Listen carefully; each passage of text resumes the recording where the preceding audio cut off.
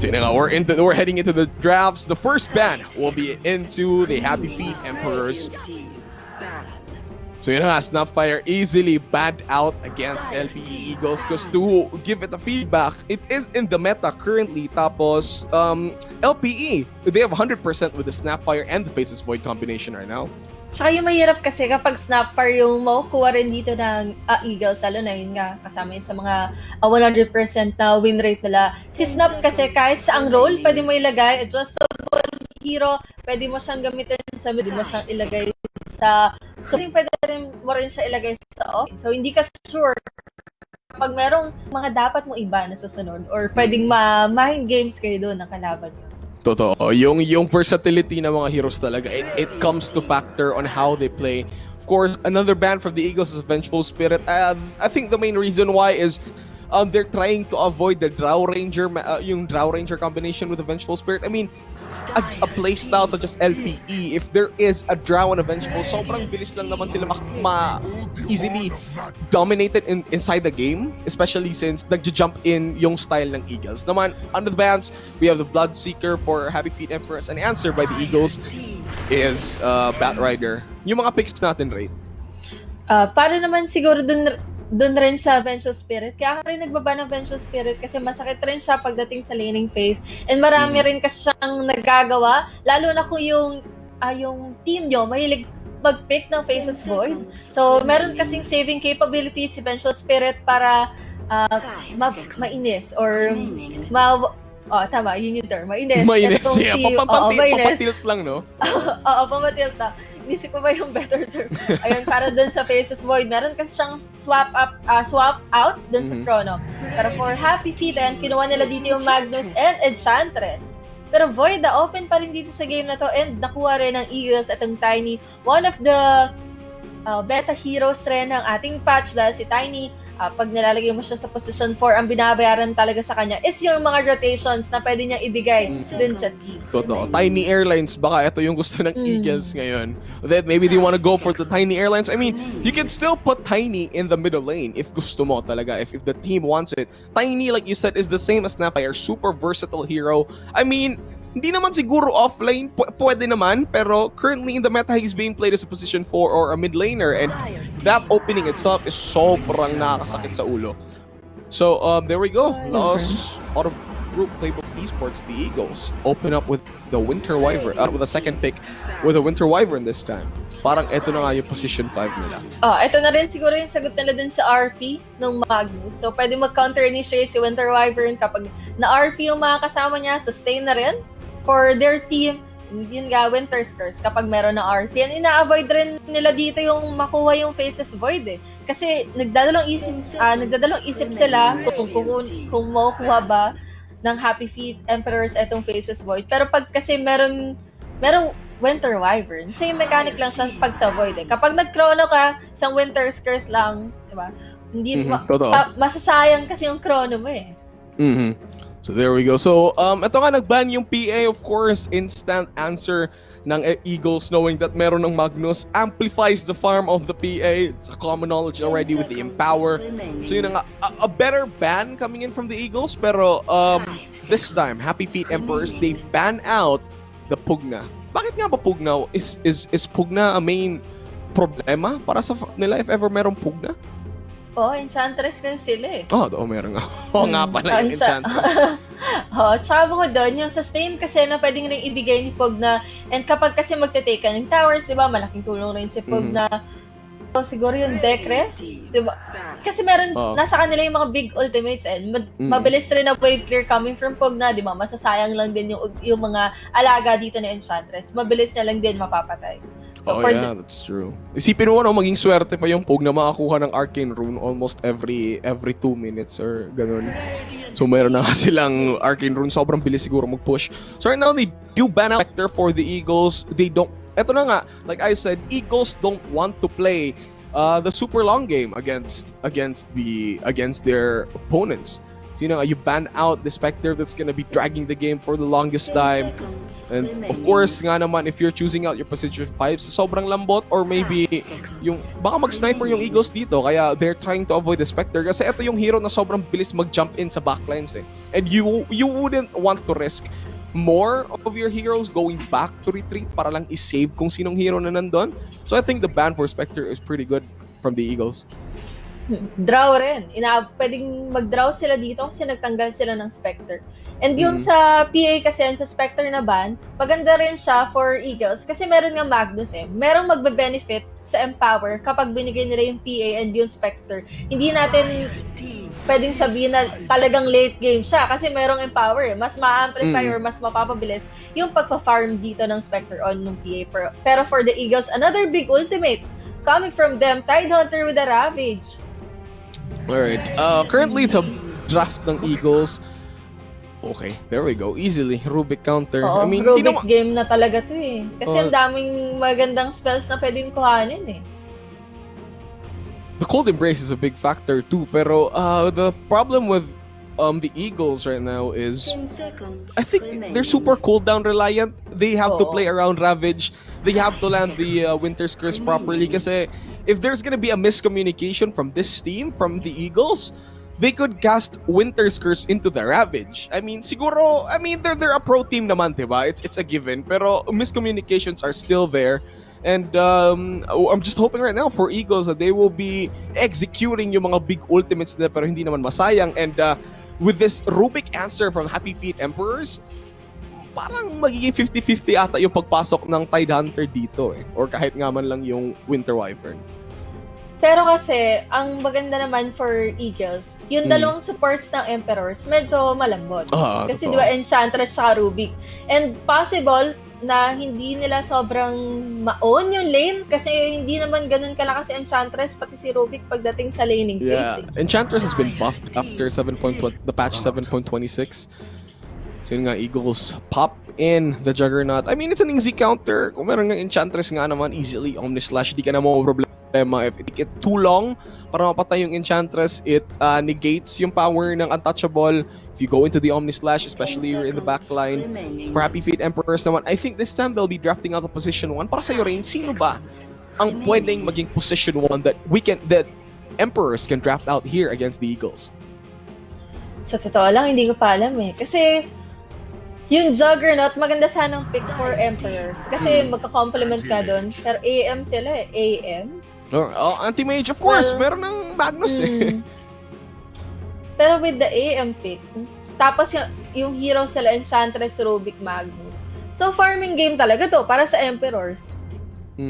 Totoo. Talagang magfa-farm lang sila. And kailangan nila dito, hindi ko sure kung yung Magnus ilalagay pa nila sa mid lane. Pero better ata ilagay na lang nila sa mid. Pero kung ilalagay nila yan sa mid, kailangan nila ng offlaner na gagalaw para sa kanila. Kung hindi, talagang lahat sila magfa-farm na lang. Medyo yung kill potential rin nila hindi ganun kataas compared sa Eagles na meron silang Tiny, meron gagawa ng mga rotation sila, meron silang Winter Wyvern for the sustain. At kapag si Jug naman kasi, kapag naman nakuha niya na enough na levels niya, pwede mo na rin kasi siya iwanan sa lane. Totoo. Here's an idea na feeling ko iniisip siguro ng Emperors. I'm not sure. I can't get into their heads now. I think they could go for a position 4 Magnus, tsaka imi-mid nila yung Rubik. I mean, with the talents of Rubik right now, stealing damages from the hero, I think it's viable also for a Rubik mid siguro. If the Eagles will not be drafting out a mid TA, I think the Rubik pick could be actually applicable for the Emperors here right now. Pero kapag kasi nilagay pa nila yung Magnus sa position 4, magkukulang sila sa setup, sa level. Kasi si Magnus, diba? Ang importante kay Magnus, makakuha siya kahit Blink Dagger man lang or yung levels niya mataas. Level dependent, item level dependent. Yeah, yun yung problema kay Magnus. Kahit na ang dami niyang paditulong, meron siya Empower, meron siyang RP, kailangan kasi niya manalo sa lane. Yun yung biggest factor for Magnus. And bihira na natin nakikita rin si Magnus na nilalagay sa position 4 kasi mas better na siya sa position 5. At least, kung post 5 siya, alam mo na nandun lang talaga siya sa lane kasama yung carry, nagbibigay ng empower. Dito sa game na to, hindi kasi ganun kaganda kung ilalagay pa nila ilalagay pa nila to sa pause 5 kasi meron na rin sila Enchantress. Alright, yeah, that's true. So yun na nga. We're waiting for the bans. Okay, the next ban for the Emperors is Puck. Of course, ayaw mo naman makontrol talaga yung AM mo, especially with the silence. Meron pa yung Dream Coil. It's to be safer siguro for the side of the Emperors and Eagles right now. So since we're thinking since we already released the idea of having a Rubik mid, sino ba ang magiging viable na mid for Eagles? Do you think TA is an option? The combination for TA and Tidehunter is still present in this meta. So do you think TA is a viable pick for the Eagles? Oh, pwede naman sila mag-TA. Pwede naman na ang gawin nila, yung Juggernaut yung sasama kesa dun sa TA. Pwede pa silang kumuha ng farmer na middle lane or kung hindi man nila gagawin yon, kahit yung Jug. Yung mag-farm na lang talaga para sa kanila. And good bans coming from the Emperors. Tinanggal nila yung Wind Ranger and yung Puck nga. Dahil ito dalawang heroes na to with the level. Ayan, makuha lang nila yung level 6 nila. Diba? Pwedeng puntahan lang nila yung lane ng anti-mage. And enough naman yung magiging +1 kasi dito ng Eagles, Tiny. Kaya madali lang patayin yung anti-mage. Pero tinanggal pa rin dito ng Eagles yung dalawang nga na offlaners na magbe-benefit rin. Yung Emperors, tinanggal nila yung Doom, tinanggal rin nila yung Beastmaster. Dalawang heroes na kapag nakuha yung kanilang mga ulti, pwede na gumalaw dito sa ating mapa. Yeah, that's true. So here we go. Finally, the moment truth for the Emperors. Kung sino ba yung magiging mid laner nila for this game. The Eagles too. We're super excited to see sino ba yung mga mid laners na kukunin for both teams to see if it's gonna work out well for their drafts again. This is still game number 1 for today's series. Yes. Wait, Legion! Parang, I think it's a mid Magnus siguro with an offlane Legion commander. Do you think so, Rain? Oo, pwedeng mid Magnus na to. Tas LC sa offlane. Yeah, that's true. Of course, position 4 Rubik siguro with a 5 Enchantress. Still a possibility. I think Eagles right now, they need to choose. Uy, may pa high five pa yung may pa-huddle yung Emperors. Yun na nga. Good team spirit siguro. It's like, okay, talunin! Alam mo yun? Toguro level yung parang gustong powers na ilabas ng Emperors this time. For Eagles, they only have 2 seconds and they do choose an Invoker! Easy, I mean, if you think about it, Train, sobrang bilis naman eh. The team fight capability naman siguro ng Invoker is not the best. So, yun na nga, Sai. Wala atang masyado magkakontrol dito sa Invoker. Kung gusto man nila makontrol yung Invoker, yung duel sa kanya may papabigay. Ganun yung possible na mangyari. Pero sa matchup kasi ng Invoker tapos sa Magnus, makapag-farm talaga sa Invoker. Hira mo mapapatay yung Invoker maliban na lang kung ma-out of position siya or masiskewer mo siya papunta siguro dun sa tower. And yung support nga kasi ng Emperors, hindi sila ganun kalakas in terms of rotations and kites. Well, sa laning, pwede na siguro. Pero yun sa rotation talaga, Rubik tsaka Enchantress kasi yun. Malambot na dalawang hero. Yeah, yung sinabi mo. And I'm thinking also this Invoker will be playing for siguro it's an Exhort kind of build para mabilis ma-burst yung dalawang support. And I don't see any Quaspex build here sa Invoker. I think this will be instantly into the Exhort build para mabilis naman ma-pick off yung, especially in lane, because I think it's gonna be fighting against a Magnus.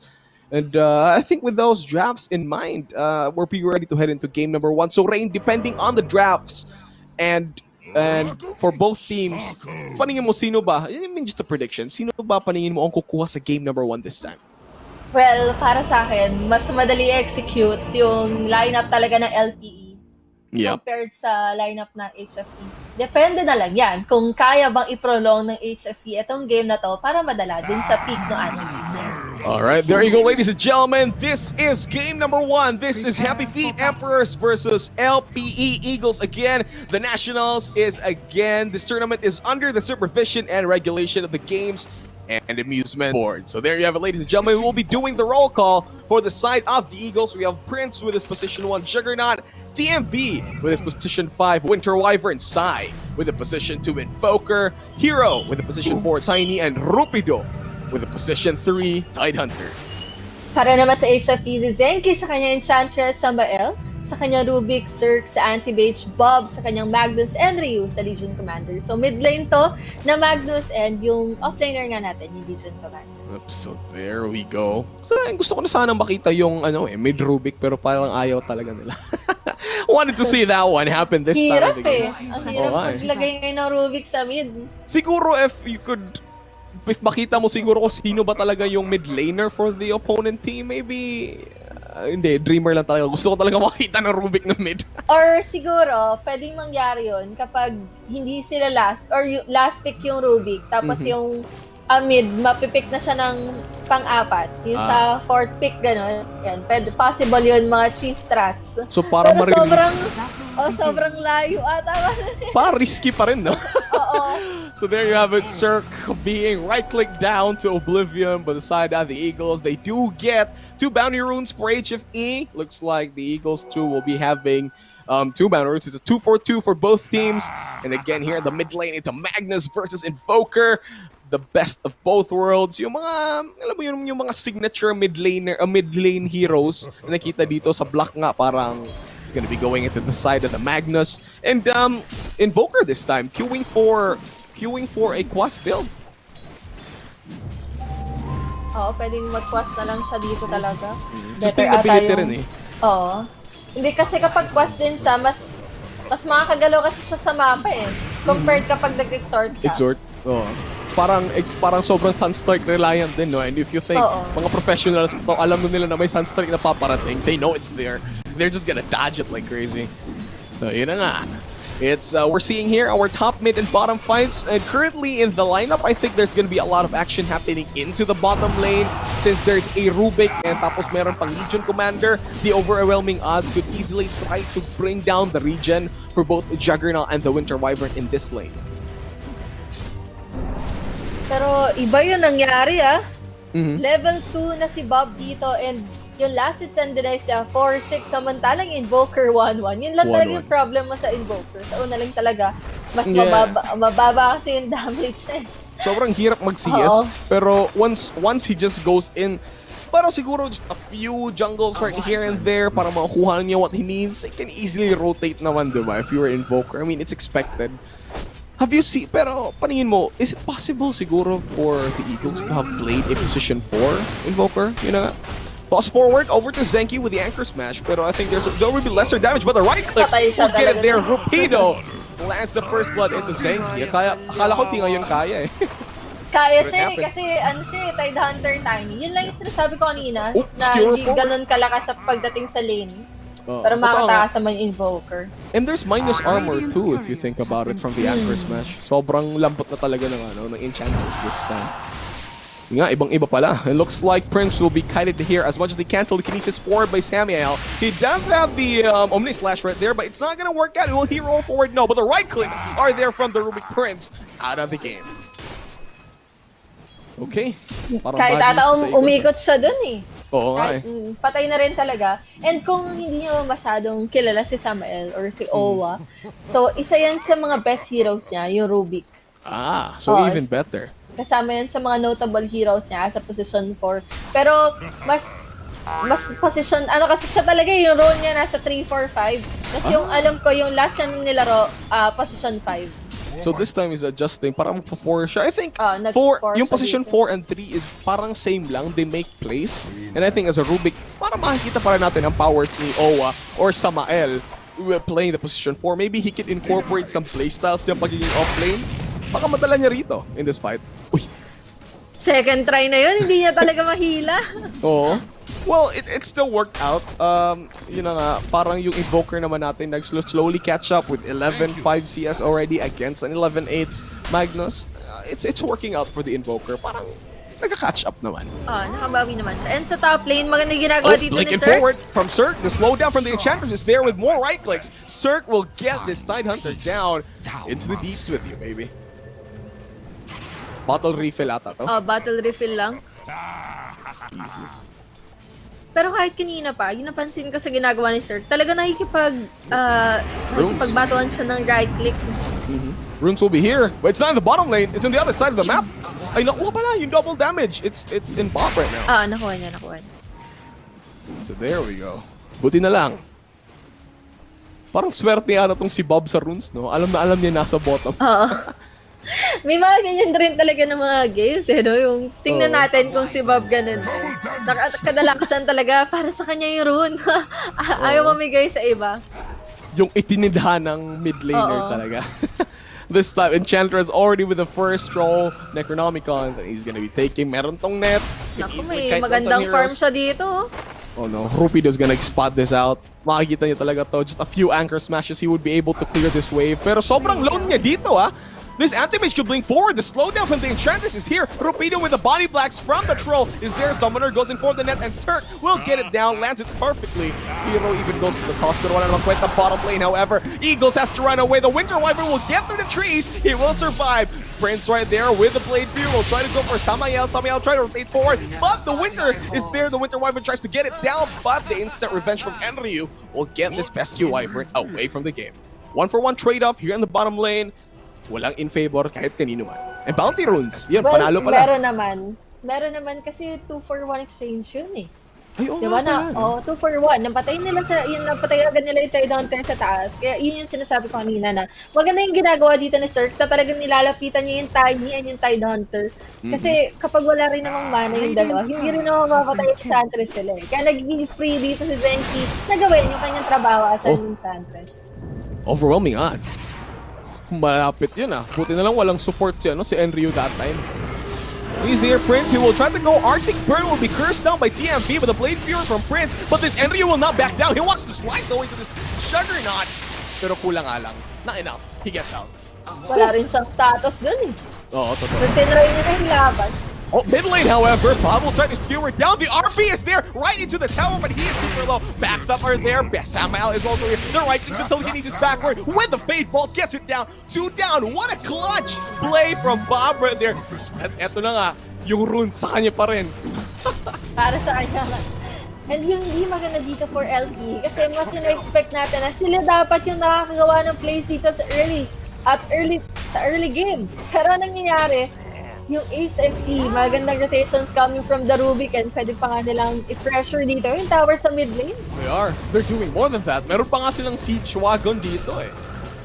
Look at this tower melting slowly. Valkyrie has to move in forward. The stomp is there. The tornado EMP combination, but the skewer is there. Will be stopped instantly by the cold snap. Pero hindi pala si Bob was faking it all along. Alam pala ni Bob yung laro eh. Medyo hindi maganda yung nangyayari for LPE. Hindi nakapag-farm ng maganda yung Juggernaut, pero in terms of kills, di ba, wala siyang masyadong nakukuha. And mas mayaman pa rin kasi sa kanya talaga yung Legion Commander and yung Anti-Mage. Yeah, and if you think about it, this is an Anti-Mage. He's not even active into the fight yet. So, with all the things that Emperors is doing right now on the map, if they're dominating mid, they're dominating bottom lane. That means there's more open space for the AM to just farm casually. So parang walang problema to for him. I mean, they're fighting all over there with 6-2 score lead. You're sure want to fight. Bottom lane, however, TMB is here together with Prince. No mana for Omni Slash. There will be a Blade Fury with the toss and the Avalanche combination. Enryu will pop in the hill, will try to TP forward into the face. Will he make it? But no. TMB lands it with a perfect hit. That's 3 heroes down onto the bottom lane. They do kill the off lane, so okay na rin yun. Daming stacks for Bob. And yung maganda pa dun sa pagkakapatay nila sa Legion Commander, hindi naman kasi sila nag-commit sa Omni Slash. So sa susunod na pagbalik niya doon, pwede ulit nila patayin. Pwede mag-rotate ulit din yung Winter Wyvern and itong Tiny. Oh, no, that's a big difference. When you think about it, meron silang Omni Slash to get to regen him out, but alright, instantly Bob sees the Winter Wyvern commit suicide. Best play naman. Buti na lang. Hindi napunta sa Wyvern. Oh no. TNV? You're fighting against Samael there. Oh, kinuha niya nga yung mga Ancients. And he's successful. Ito na. Mid lane, however, Valkyrie is here together with Hero. You think tama ba na dapat i-dominate to ng Eagles this time, yung jungle? The jungle for the Emperors? Should they dominate this part of the jungle for the side of Eagles? Kailangan na talagang gawin yan. Kasi magiging free farm na dito yung Anti-Mage. Okay na siya sa lane. So hindi okay na pati yung Magnus or yung other heroes pa ng HFE maging mayaman with lane. EMP, Cold Snap is there. Arctic Burn together. What will skewer away with the perfect timing. Yung Cold Snap, alam niya yung timing, but hit over here in the jungle. Samael will be brought down low, and it's there. TMV will land it perfectly, but the telekinesis will allow TMV to stay in the cliff. Sabihin ko sana na nawawala yung hold nila, yun pala naharang sila dun ng Rubik ni Samael. No, why? Yun kasi yung hold nila talaga eh. Manggagaling sa Tiny kung gusto man nila pumatay. Level 6 na ba yung Rubik natin? Because that's gonna be a big Hindi factor pa. for... Hindi pa pala. Okay. TMV and Ryu knows is here. He's looking for it. Sees down the Winter Wyvern. There is no mana. 4 seconds before Arctic Prince Cersei will blink Oy! forward. He'll not be there, but the duo will instantly connect. The right clicks from both courts will land it down. The winner is, of course, Enryu, but only for this battle, not the war yet. Dire's middle tower is under Ang attack. dami rin kasing nakikita nila na hero sa mid lane eh. So, nung nagpakita din yung Winter Wyvern, alam nila na soak up lang yun na XP para makuha niya yung kanyang level 6. So, okay na kill yun for Happy Feet Emperors. And pwede pa silang makabasag ng tower dito sa bottom lane and si Sir They can. tuloy-tuloy yung farm. Mukhang mabilis lang yung Battlefield. Sa kanila pa nga yung bounty runs eh. I'm pretty sure of it. Prince is here. He's fighting with Enryu. They're trying to trade both towers. So Ryu is also here. He does have Ravage available. And pati yung Invoker. It's already converging down. That's 4 heroes of the Eagles going into the top lane. Ang dami na nila bumabasag doon ang bagal pa rin. That's 4 heroes. Di pa nga natapos na maaga. And if you think about it, Emperors, meron silang, they're charging in bottom. They already destroyed the tier 1 tower. And mid lane, however, they're about to destroy this. But para mag-defend na nga. And here you have it, guys. Here comes the skewer away from the Magnus. He knows this is not his fight. Somehow is there to toss for it into the Invoker. Cold Snap has been stolen, but the Faithful won't connect into the Tiny. But the toss, the Avalanche is there. That's Rubik out of the game. Hindi pa nga nasira yung yung tier 1 tower at saka madi-deny. Sira ni Zexio. Wala na ko Senki! Nakuha pa niya! If he's gonna die here, it's still perfect for this tiny little Enchantress. There is the Urn there with the toss combination. Wala na kayo Enchantress pero no denies whatsoever sa tier 1 tower ng Eagles. Nasira pa nga ng Emperors. Na-serve nyo na yung purpose niya eh. Why? I did it guys! Nabasag ko na yung tore. And importante sa kahit Dota game in tier 1 tower. Kasi di ba doon yun yung nagsa-start ng mas maraming opportunities eh. Para din sa team. Open up yung Roshan, open up yung pwedeng farman ng yung team. Si Sir naman, wala triangle area, for the triangle area of the opposing team, sobrang bilis ka na. If you're trying to be farming there, there's gonna be a discreet ward, pwede ka na mag-smoke up kasi wala na ang tower eh. Ang bilis talaga ng combination. Here comes the EMP Tornado combination from the Invoker. Will try to go for a solo kill onto the Rubik. The Winter Blast is there too, but it will not work out. The Telekinesis onto the Invoker. Pero wala na. Rubik is gone. Kanina okay lang yung dalawang beses na namatay for Bob, pero yun solo yun. Cirque, Zenki is there slowing down the Tidehunter, pero this is a very tanky Tidehunter. They don't want to fight this. Alis. Hindi rin ata kasi may Ravage pa eh. Tas merong malapit na tier 2 tower, so pwede ma-turn around pa yung team fight. And baka mapabagal pa yung timing niya ng Battle Fury eh. Parehas pa naman sila ng item na binubuo ng Juggernaut. Oh yeah, that's true. Hero is here. On the side lanes, Valkyrie 2, parang move na nga siya. He does have the Invis Rune, knowing the Enchantress and Anti-Mage is here. Pero the problema nga lang, there's still a tier 1 tower. For the Emperors here, Tornado will not connect into the Legion Commander. They now confirm where the Legion is. Dire's middle tower is under Pero nga, attack. parang magpupush. There we go for Importante pushing the tong mid kill lane. na to Importante yan kasi yun yung ticket niya para makapag-blink Toss dagger ng forward. maaga. Hero stolen by the Rubik, but this is LC alone and out. But now the Ravage is committed. Isang tao lang yan. There is no Rubik. At the meantime, nothing to steal. The Splinter Blast is there. Rubik is trying to look for more heroes there. TMB with the Winter Scarce onto the Rubik, but there's nothing else. Bob will try to go for the Winter Wyvern. He is out. Zeki goes to slow down the Invoker. Cirque will have Blink available in a few. He does have ult ready too. Valkyrie is there. The Blink forward from the Anti-Mage looking for targets. The Apple's just there, but cancel it now. There's no mana point to happen into the Invoker, but it's finally there. Dominating streak for the Anti-Mage. Trying to chase for more. Hinahanap nila yung ibang targets pero wala. Happy Feet Emperors, they do get 2 in that fight.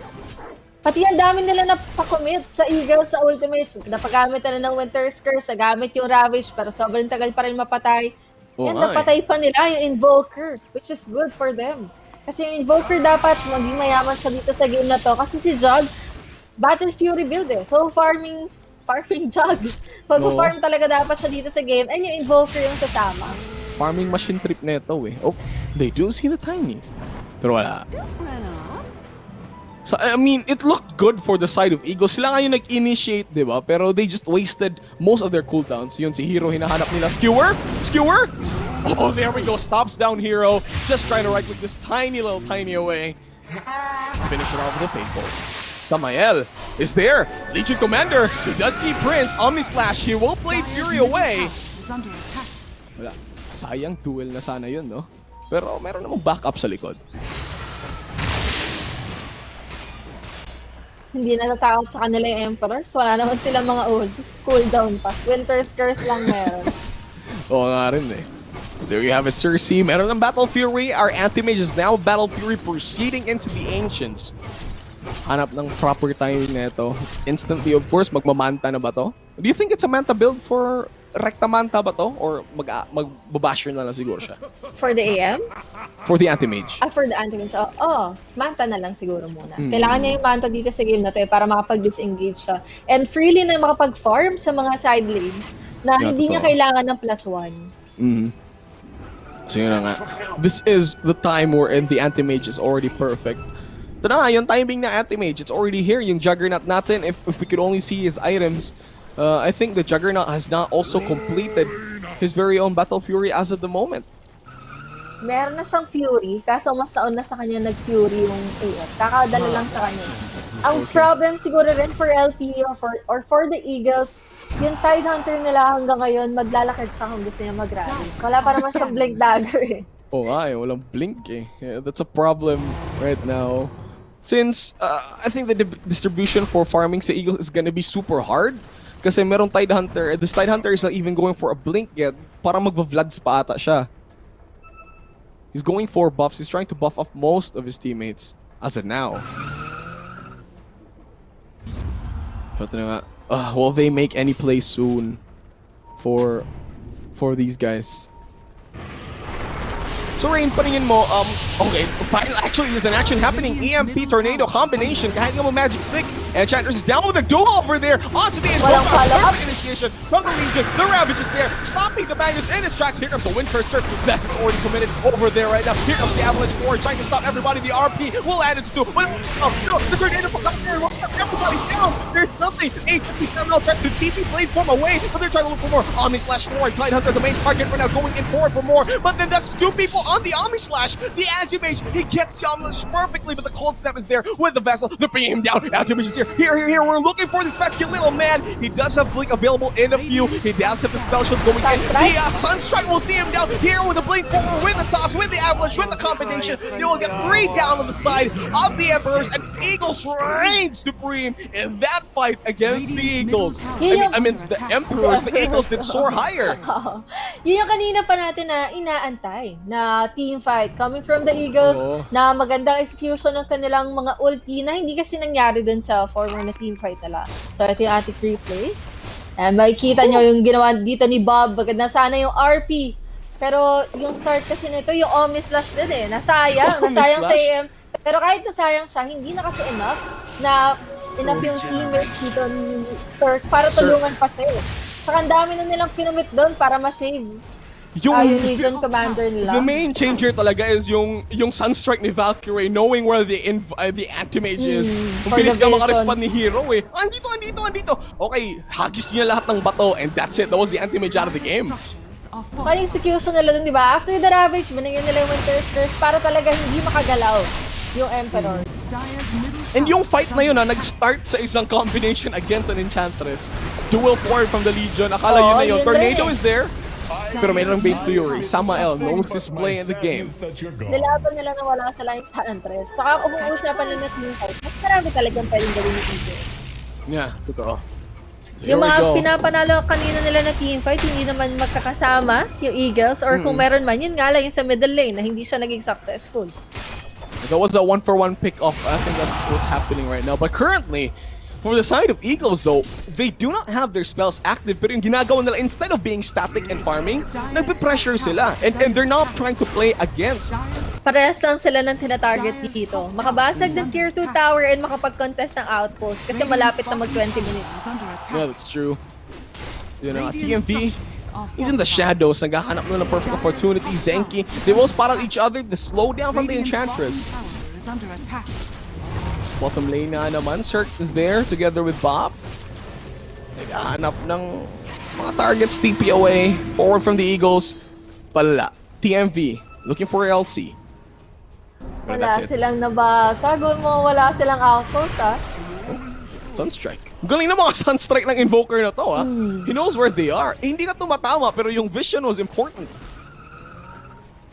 Pero hindi yata. Hindi ba nantayan ng Eagles? Yun lang yung nagulat ako. Ayan o, makukontas ulit yung outpost. So may outpost pa rin for the Emperor. Sa alaw kasi yung play nila na hayaan lang nila mag-back yung other heroes sa Emperors pero may magbabantay sa outpost para makontest nila yun. Yeah.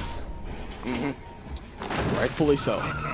So, yun na nga, Eagles, they are looking for another fight. They do have all their ultimates up and ready already. Hinahanap nila, they're looking for the triangle. They might be spotting the Legion Commander here. Pero yun na nga, I think Zenki will be breaking the smoke first. Nakita nga nila yung Enchantress. Will they move forward for this? No. It's a failed smoke gank on the side of Eagles. Ayaw rin nila. Sayang yung smoke nila kung Enchantress lang yung papatayin nila. Nandun nila sana na mag-farm yung AM dun. Parang alam nila nga, the bounty runes are coming. Okay, sige, let's make a play around the bounty runes. Baka andun sila trying to steal it. What na? The Tiny has his timing. Meron na siyang Blink Dagger. Oh, Everything's nadali lang perfect for this kanina timing. kasi di ba namatay siya sa top. Yun na nga. Trying to juke out the Enchantress, TP away. Oh, the mana point to cancel down. Hero toss backward into the AM, but he will have Blink available in a way. He will save as all the heroes of the Emperors know. Merong mga agila sa likod and they don't want to chase forward for more. Close Bumili call na yun, rin dito ng Tiny, yung ng smoke. So pwede sila mag-smoke dito kompleto. Yung kanilang mga ultimates, kailangan lang siguro na ng counting status for the Tiny. Kailangan niya mag-regen ng counting buhay. And meron rin naman siyang baon na clarity. Yeah, I think so too. Anytime, Siguro pwede na sila mag-smoke. if the Tiny isn't even full HP, kahit half nga lang, I think it would work out for this guy. Meron nga siyang Tranquil eh. Oh, may tranquil pala siya. Pati meron siyang Void Stone. Oh. Wala pala siya problema. Just the region itself is fine for the Tiny already. Tsaka pag next check natin, meron para siyang Ocean Heart. Gonna work out well, even more for this guy. Yun na nga, Best anti-mage. target yung AM. Oh, meron na siyang Manta style. He's going for the Abyssal Blade suit.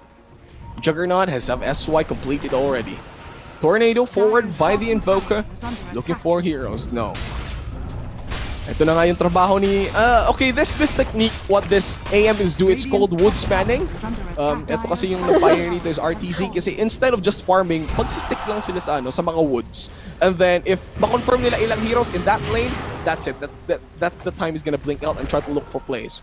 So here we go, the slowdown over the Enchantress. Prince is here. He does have Omni Slash ready. Will he be committing it? No. Just going for the Blade Fury instantly. The big damage from this Juggernaut is nothing that this Bambi can handle. Pero naka-smoke pa rin dito yung other heroes sa LPE and nagpapakita lang yung Tidehunter sa mid lane or nagpapakita lang siya sa lane, lalo na patay rin yung Enchantress dito. So pwede rin silang mag-rushan. Ayan, tama. Mabilis ba? Oh yeah, with lang sila alacrity mag-rush. from the Invoker. Sobrang bilis lang neto eh. Saka meron silang Tidehunter. Hindi naman masyado, pero it's still fast. It's genuinely fast for Eagles. Meron namang answer yung Emperors dito. They do have RP, but the problem is, wala silang detection. Tsaka hindi lang yung ang problema nila, RP lang kasi yung big ultimate nila na pwede ibigay doon. So yung other ultimates nila, mga single target na ulti na, mabilis lang talaga sila mag-push. Pag nagkamali sila ng RP, hindi nila nasama yung Winter Wyvern or yung Tidehunter, di ba? Meron silang pag-counter initiate, may Winter's Curse na pwede ibigay, meron pang Ravage, and yung Invoker, kahit yung Invoker lang, isang tornado niya lang. Tornado, Deafening Blast. I mean, that's the reason why Invoker is one of the best heroes to play in Dota. They are pinging out this one. I think they're seeing the Magnus. They know he's gonna farm. Princess there, Blink Dagger away. Skewers out too. That's a disengage. Pero Emperors, they're on the other side of the map. Nagka-cut lang sila ng creep wave. At saka nag-aantay si Samael ng pwedeng mag-react from Eagles dito sa bottom lane. Parang pinibait niya talaga eh. He's telling the Eagles to get back. We're here pushing your lane, pero wala. The Eagles, they just want to finish the game. Nagpupush lang sila. TP forward from the Magnus. He does have Blink Dagger already available. Wala ba? He's not gonna commit for it. He's gonna get out. Hindi masyadong mabilis eh. Radiant's bottom tower is under attack. Oh, just look at Samael. Instant TP Ayaw. away. Kakatilt, no? Tsaka mo, sobrang close call nun. Kasi may Yules pa yung Tiny. Pwede kayo cancel pag na-toss ka.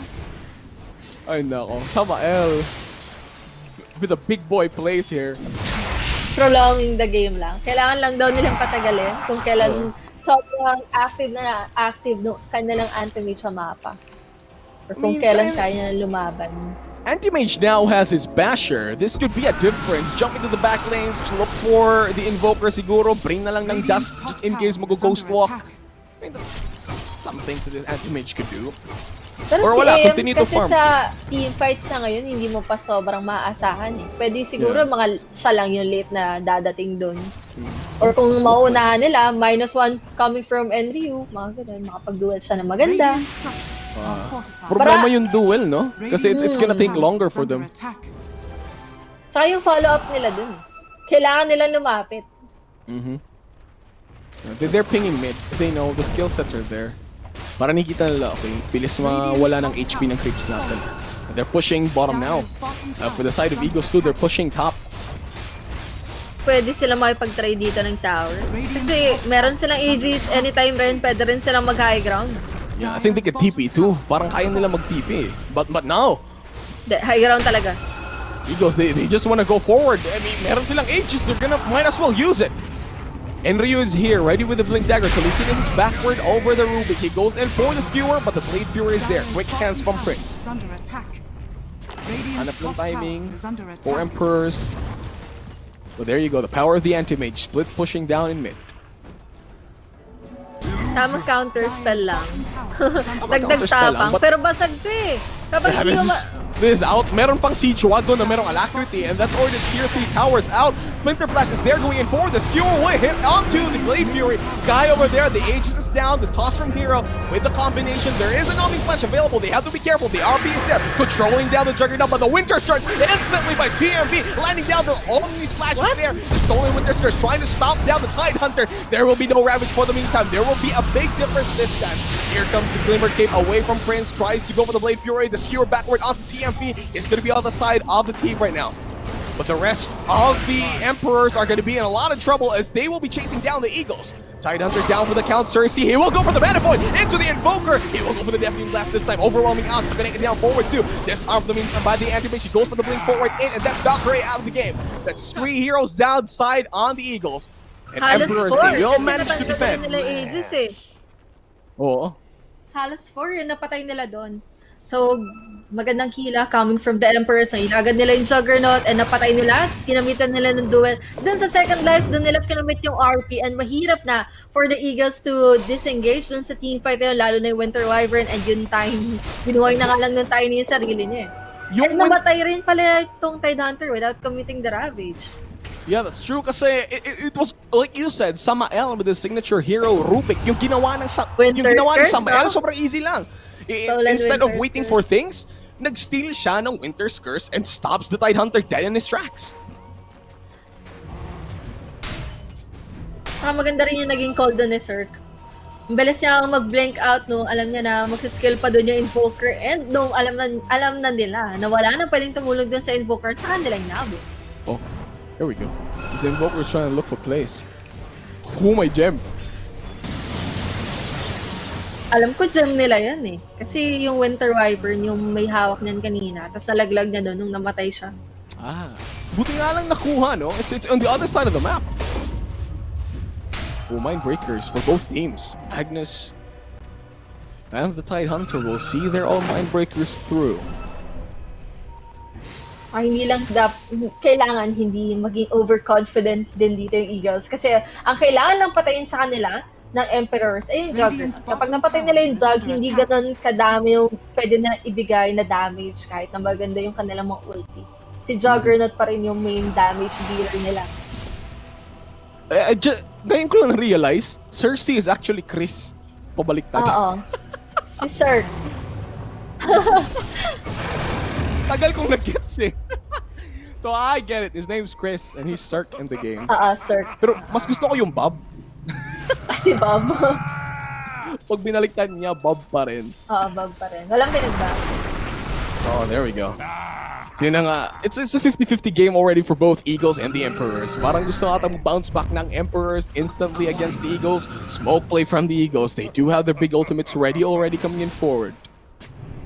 Hero trying to spot out if may break ng smoke. They do see the Magnus instantly here. Prince with the alacrity, he will try to maybe make an engagement, but no.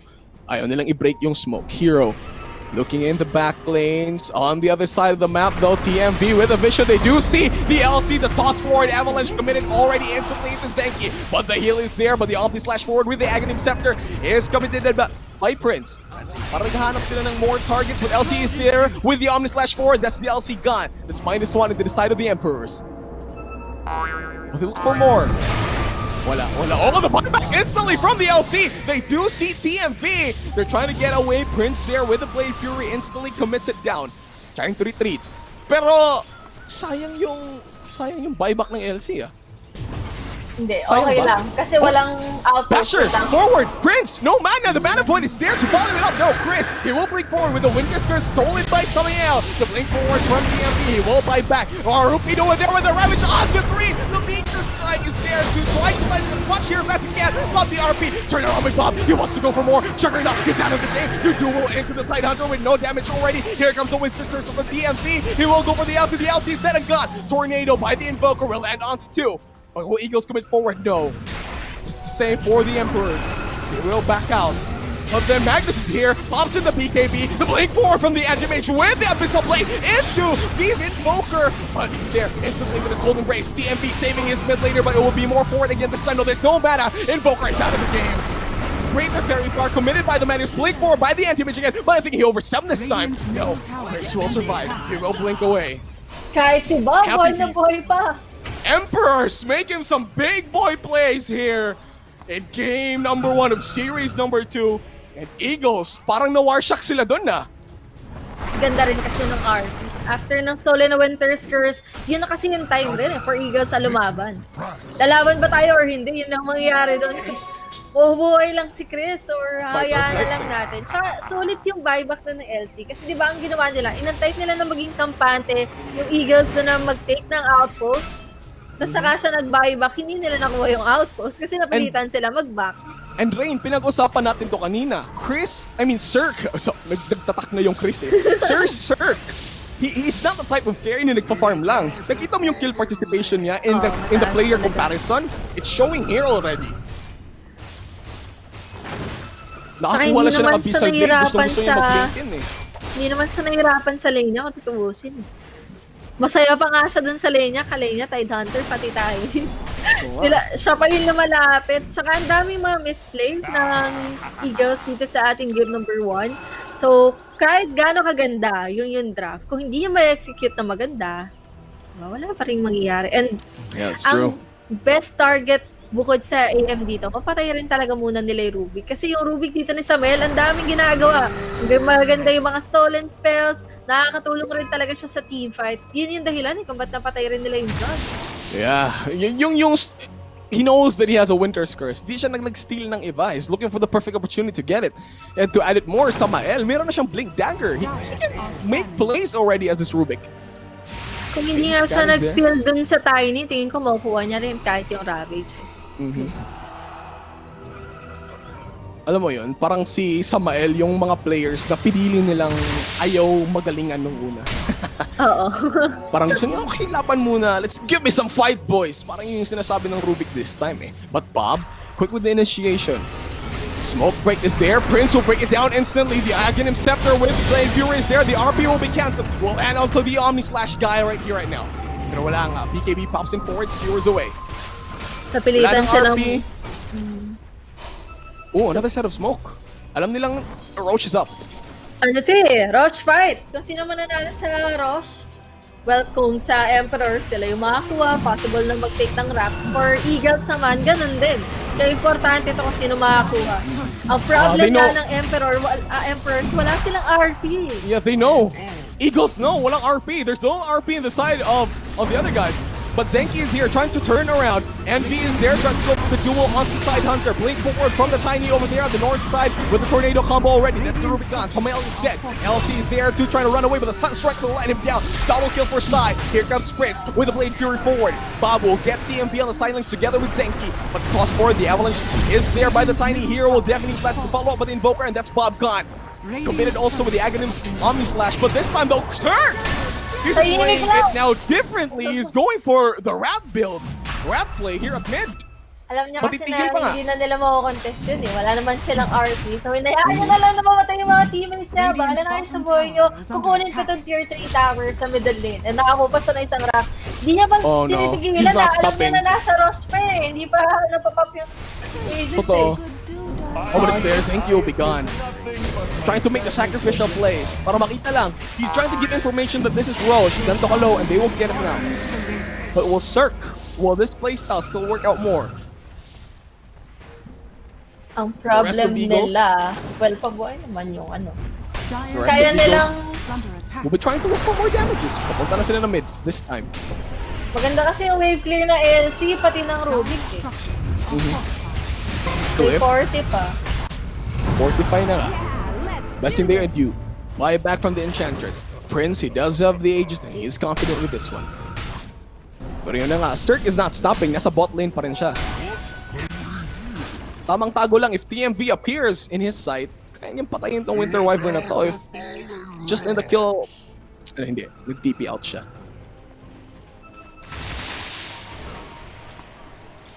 Saka kung mananalo dito yung Emperor sa pinapakita lang din sa atin ni Owa or ni Samael na lamang pa rin talaga yung experience or meron talagang factor yung experience sa Dota 2 team. Yeah, that's true. Yung Juggernaut natin he's also going for the Abyssal Blade. Same playstyle as the Anti-Mage. Kailangan Paningin kasi mo ng rin, will instant this minus Abyssal one. sa Juggernaut, will it make a difference para sa Eagles this time? Kasi kailangan nila yun eh. Para mahuli nila, hindi yung AM eh. Ang huhulihin mo dito yung Rubik Magnus? or yung Magnus. Rubik. Okay. Yung dalawa. Oh, yung dalawa. Yung big playmakers naman talaga. Totoo. Kasi kagaya niyan, nanalo sila sa Rush fight, di ba? Nang ganun They lang. did. Dahil lang patay, dahil lang walang RP Radiant's yung top Magnus. tower is under attack. Oh, Prince. You will see here, Bob. There you go with the Abyssal Blade forward. That's Samael Radiant's gone. top tower has fallen. Bob blinks away. Ayan, alisa na yun. sila. Galing mo talaga rin. Pinaulan mo yung swerte ng Juggernaut ngayon na. Tamang vision, Abyssal Blade away. Yep, there we go. There's the vision Dire are prowess. scanning. Oh, Tornado! They do catch Bob! There's no detection. BKB try to skew away, but the Omni Slash will be transferred into the creep wave. Tiny will be here. The RP. Bob commits it. BKB is there. The Sunstrike will not connect. Bob does have the Silver Edge. Will try to get away. Napilitan Apoy, na however, naman siya mag-RP para napatay. nang iligtas yung buhay niya. Oo nga eh. Minsan, importante talaga yung buhay eh. Kasi pag The namatay siya Zenki. dyan, wala siyang bahay. Clutch is there. Walang damage as of now. TMV is not trying to opt to go for the Enchantress. And the Winter's Curse is there. The Anti-Mage has set up the EMP Blast with the Meteor Strike. The Ravage, the combination of the Deafening Blast with the Sunstrike. Conqueror trying to go with the big wave place. Here comes the BKB full. He won't get away with the blade forward. TMV, the official blade, going in from the Prince. He won't get the Anti-Mage down. Trying to go for out more, but the Basher is there. Prince knows his game. The Bash is there again and will end out onto the LC, and he's gone. 2 cores on the side of the Emperors. They're dead. Grabe yung call dito sa kain niyo. Ganun ko sabihin, guys, nanalo na tayo sa Clipper. Napatay natin yung AM. Walang magpilitan mag-react sa atin eh. Walang Nag-drawing pabasa, na nga eh. walang Radiant's mag-rat. bottom tower is under Oh, attack. galing ng Winter. TMV with the clutch Winter's Curse. Ang galing nun. Instead of going for the Enchantress, pinatay nila yung AM because he knows mas tatagal na patayin yung AM eh. And with Valkyrie on the side, Is under attack. yung EMP Meteor Deafening Blast combination, may Ubus Ravage mana pa eh. nga. Dire's Good middle game. tower has fallen. Dire's Kaka-clutch middle din yung barracks pagdating ni is Prince, under oh. attack. Dire's Yung middle Abyssal barracks Blade. Sakto. Super close. Dire's bottom barracks May cold. So there we go. That was the cold snap from Valkyrie Dire's to stop bottom the LC barracks down. has fallen. Ito na nga, yung Racks yung damage. nakuha nila. Middle Ang barracks. tagal pa bago mabuhay yung AM. 30 seconds Top pa. tower is under Oh, that's gonna be so long. And Prince is doing as much damage as he can. Walang RP si Bob ba? Oh, the Omni Slash. It's magnified. Try to go for more. It's coming in.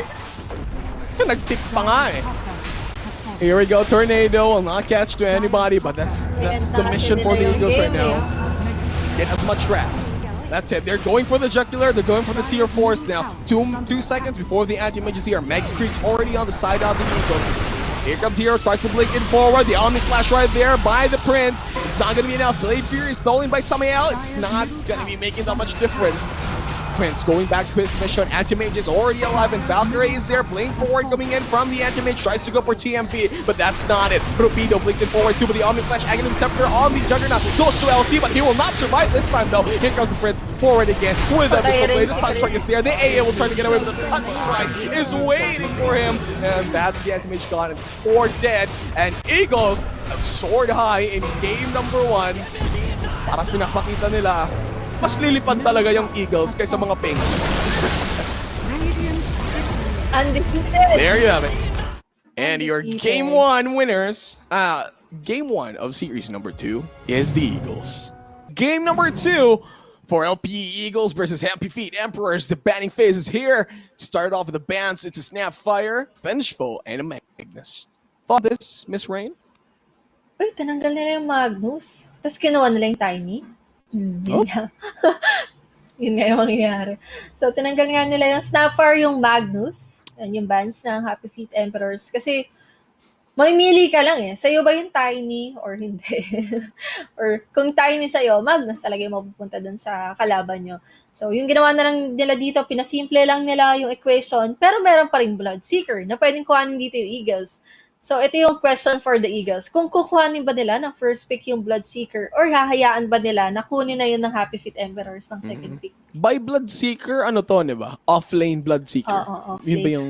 Pero kasi, ang maganda kay Bloodseeker, meron rin naman talagang mga games na pasok siya as a position 1 na carry, basta hindi sobrang late game oriented nung carry nung kabila. Totoo. Yeah, that's the thing. If you meron ka Bloodseeker, dapat minamind mo talaga yung cap ng oras. If he's gonna last out long into the fight or kaya ba niya in the long game on the long run. So, yun dapat yung isipin natin dyan eh. So anyway, here we are. Kasi yun eh. Di pa ata maka-decide ng pick yung Eagles. Oo, They're still nag-iisip thinking sila it eh. through. Kunin ba natin to? Tsaka may combo yung Emperors kapag binigay nila yung Bloodseeker. May Rapture to sila. Totoo. Yun din, Yun no? yung question dito. Kung kukuhanin ba nila? Kunin ba natin si Blood? Parang, okay, meron ba tayong gameplay na meron si Blood or may tactics ba tayo dito? Parang na next level thinking by Happy Feet Emperors. Ay, Pero hindi. Ayaw na lang sila? tagatin. Sustain na lang. Sustain at least kahit na meron mo Rapture, diba? Meron silang pang sustain. Tapos hero na yun with the Oracle. For sure, TMV tong Oracle na to at 5. Yung nakaganda kasi playstyle ni TMV is hindi yung position 6. Grimstroke. Pinipilit talaga nila. Uy, may combo na kami. Ayaw nyo talaga i-pick yung Bloodseeker. May combo na kami dito ha. May double Rapture na kami. Ibaban ba nila to? I can't tell. Or kukunin ba nila si Bloodseeker? I mean after this, it's a warranted ban for both teams. Pero parang obvious na yung equation eh. Or pwede naman hindi rin Bloodseeker. I think there are more people that they could combo with. For an offlane. Pero kasi masasama na siya dun sa ban eh. Kaya nga depende na lang sa'yo kung anong kukuhanin mo. Yung Void, maganda rin sa game na to. Pero kasi merong Oracles. Yun lang yung sa Happy Feet Emperors. Kapag kumuha sila ng Void, may control. Bloodseeker pa rin talaga. Pilitan to eh, pilitan! Ayaw nyo ba kuhanin? May double Rapture kami dito, may toss. And yung dalawang heroes kasi yung Tiny plus Grimstroke, kahit sila lang dalawa, kaya nilang pumatay. I think what Happy Feet Emperors now, they can just draft out heroes that could counter a Bloodseeker. Tsaka isa pa siguro for the Oracle, nag-pick sila ng Oracle kahit na merong Tiny. Diba isang combo lang naman ni Tiny si Oracle. So possible na si Oracle mapagamit o gamitin niya yung false promise sa sarili niya. So Timbersaw ban for Eagles dahil yung Happy Feet Emperors meron silang kasama yun sa nila, di ba? Winning percentage 50% for the Timbersaw. They're Timbersaw for Happy Feet Emperors, tama ba? Oo, sa Happy Feet Emperors. Yeah. For Happy Feet Emperors, their highest most played hero is Timbersaw, pero played it twice, and it's a 50% win rate on the side of Happy Feet Emperors. Yun lang. I mean, there's still a lot of choices for LPE. Meron pa silang, they do have Faceless Void still, pero with the Bloodseeker, parang nababox out yata yung choices ng Eagles ngayon Ang pwedeng faces Void dito, yung Emperors. Kasi kahit nga merong Oracle to control the Void, meron naman kasing Tiny to close the gap dun sa Oracle. So yung tinatanggal lang din dito ng Eagles, yung maganda nga na combo for the Grimstroke. So kagaya ng sinabi mo, tinanggal na nga nila yung Doom. And eto namang Happy Feet Emperors, tinanggal nila yung Morphling kasi yung dalawang nilang support, Tiny and Grimstroke, hindi nila kaya i-hold off or hindi nila kaya i-burst out. Yung Morphling ng sila lang dalawa. Yeah, it's true. Gotta get more able heroes. Dark Willow siguro. I'm hoping I think Eagles could still pick out a Dark Willow, I guess, for position 4. Wala na silang choice eh. They're just gonna combo with a Bloodseeker. May clockwork pa naman. Ang Dark Willow kasi ang problem sa Dark Willow. May problema ba yung Oo. Willow ko? Hindi. Favorite hero eh. May Ang bias favorite may hero. bias. Okay. Pero ano, Hindi yung sa Willow lang, pagdating kasi ng late game, hindi mo masyadong makikita kung ano yung pwedeng ibigay ng Willow. Maliban na lang kung meron siyang kakombo na Mars. Oh yeah, yung Mars, yeah. Yung Big Yung Daddy. Mars din pala, pwedeng i-pick dito ng kahit sinong team. Pwedeng i-pick ng Eagles, pwede na i-pick ng Emperors. Yeah, Mars is a staple pick for both teams. I mean, for any team, siguro Mars, provide the defense, initiation, sobrang durable pa. Mars is a very good pick for other teams too. Saglit lang din yung cooldown kasi ng Arena of Blood. So, kada merong Arena of Blood, pwede kayong maging aggressive sa mapa. Very aggressive. Peacemaster, pwede pa rin pala dito sa game na to. Ang hindi ko lang sure kung gumagamit ba ng Ricky yung HFE. Pero Void, kailangan nilang i-pick. Wala silang choice dito sa Faces Void. Either ibibigay nila yun sa Happy Feet Emperors or kukuhanin nila. Pero dito, kita mo na yung draft kasi alam mo na yung Bloodseeker, ilalagay na nila sa offlane, yung Void, possible na ilagay na nila sa position 1. Maliban na lang kung kagaya sila ng ibang teams na naglalagay ng post 5 na Void, pero hindi kasi siya okay ngayon. Sorry, post 5 na Void? Oo, may gumagawa okay, sige. Rush Aganims yan, di ba? Para mas spam yung... Hindi, ano lang siya. Talagang magka-chrono lang siya, pero hindi Aganims yung build niya. Talagang pang-support pa rin, mga Vlads, gano'n. Okay. So, medyo utility na lang yung items utility. Parang yung trabaho niya lang mag-chrono. Chrono, tapos chrono time dilation. swerting bash. hindi siya pumapalo. Talaga? Oo, ano lang, chrono pati time dilation. Man, Pero I don't think na gagawin niya ng Eagles eh. Kasi void ka na eh. Meron ka ng pos 1. And yung mga bans dito ng Happy Feet Emperors, puro position 1 na eh. Terrorblade, Morphling. So better na siguro nila na ilagay yan sa pos 1. Iba yung mga timplahan mo rin. Iba-ibang klaseng laro. Alright. Pagsasi kasi, di ba? Kung ano-ano ginagamit na draft dito. Pero if you're going to play with a position 5 void, it's a warrant na yung core mo is dapat mga long range, di ba? Hindi naman. Basta kaya niya lang na mag-follow up dun. Yung follow up siguro mid-snap 5, pero wala na snap. Yung mga snap, ayun, pwede yun. Pero eto Venomancer pick for Happy Feet Emperors. Venomancer is good against Faces Void, lalo na sa early levels. Kung magkatapat man sila sa lane, maharas niya rin talaga yung Faces Void dito. Ma-avoid niya na mag-skill ng sobra yung Void. And maganda rin siya dito sa lineup nila. Siguro better looking draft para sa ngayon for Happy Feet Emperors compared noong game number 1 na talagang bitin sila sa teamfight potential. Sobrang daming problema nito. Venomancer in the lane, Plague Wards, yung slow pa niya sa poison. I just hate laning against a Venomancer. And Eagles did choose a Mirana, position 4 or a mid laner. Pwedeng, eto na yung pos 4 nila. Pos 4 na Mirana. So, bali, eto na yung ipangtatapat nila or isasabay nila ng rotation sa Tiny. And maganda rin naman kasi kay Mirana, meron kang setup with the MLS. So, pwede ka mag-disengage or mag-engage sa kahit anong teamfight. With the MLS, pwede kayo mambigla. And yung Mirana nga, yung rotations talaga. Kailangan na makontrol niya yung runes dito. Kasi kanina lagi si Bob yung nakakagawa ng runes para sa Emperors. Yep, that's true. So yun, for Happy Feet Emperors, do you already see a position 4 Tiny and a plus 5 Grimstroke combo? Or may possibility pa that they're going to flex this Tiny ng konti? Depende na lang din siguro kung Pero okay na ata na ilagay na lang sa 4 eh. Para meron na kasi silang combo dito eh. And si Tiny, ang kailangan mo lang naman sa kanya, Blink Dagger para maging active siya sa mapa. And kahit wala pa siyang Blink Dagger, with the Active Inkswell, di ba? Active With the naman talaga Inkswell. siya. With the Inkswell, kaya naman nila pumatay. Uy, Wraith King. Wraith King. Bihira ko nang nakikita tong Wraith King against sa Faceless Void. Pero sinasabi nga nila, Wraith King is one of the good heroes against din sa Faceless Void. Di ba, gagamitan mo ng Chronosphere si Wraith King, meron pa siyang second life. So, tsaka if makuha po yung talent wherein he'll throw some Wraith Fire Blast when he resurrects. Sana may Arcana tong Wraith King na to. No? 10 seconds. Yes, may Tingnan soundtrack natin, yung tingnan Arcana. Saka kasi possible na magpalit ng item selection dito yung heroes ng Eagles eh. Kailangan merong magdi-diffusal blade sa kanila. Dahil nga Wraith King to. True. Radiant team. Tsaka ang lakas bumasag ng lineup ng Happy Feet Emperors, and si Grimstrow kasi ang kailangan lang naman sa Inkswell niya kahit anong hero na merong stun or tumatalon kagaya ng Tiny. So yun yung magandang combo. So Grimstrow plus Wraith King, mataas yung kill potential nila pagdating sa lane. 10 seconds remaining. Viable mid laner for Happy Feet Emperors, knowing their combination. Yun nga, it's a good, the ban for the Ember Spirit is good. Kaya nang sinabi ni Rain, like what you said, yung Inkswell na tumatalon na Ember Spirit, ayaw na ayaw mo yan talaga.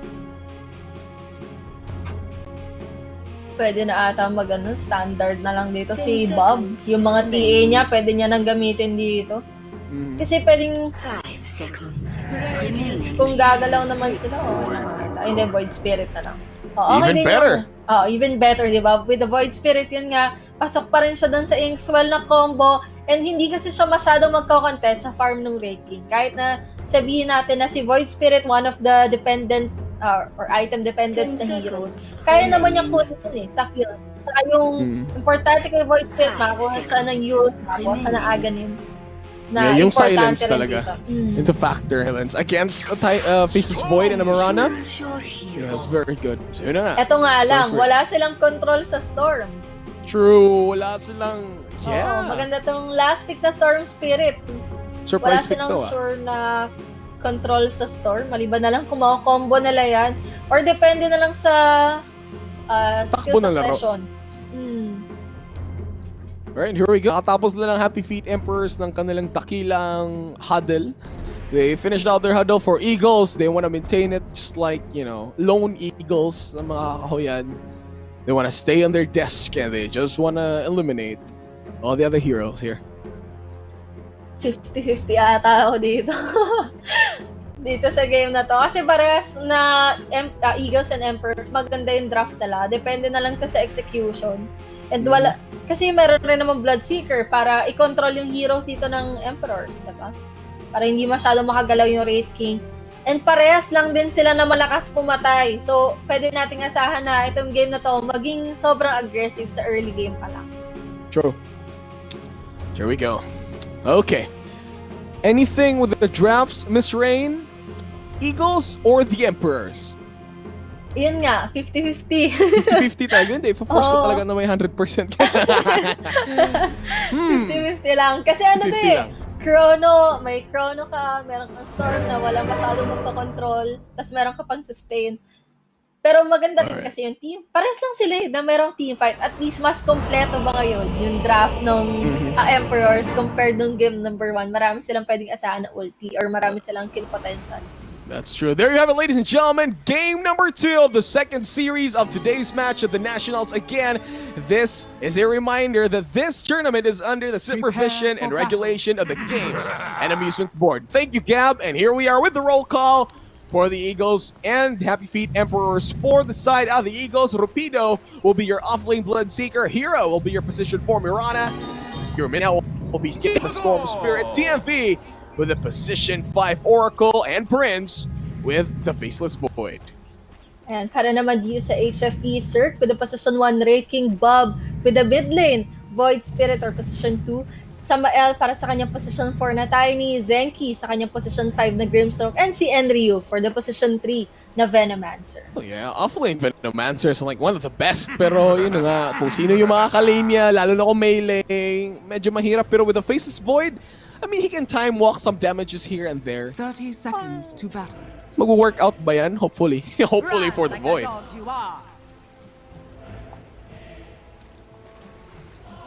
Ito, pwedeng magkapatayan pa lang dito kahit kung pagka-contest pa lang ng rune. Kaya maganda abangan to eh. Oo nga eh.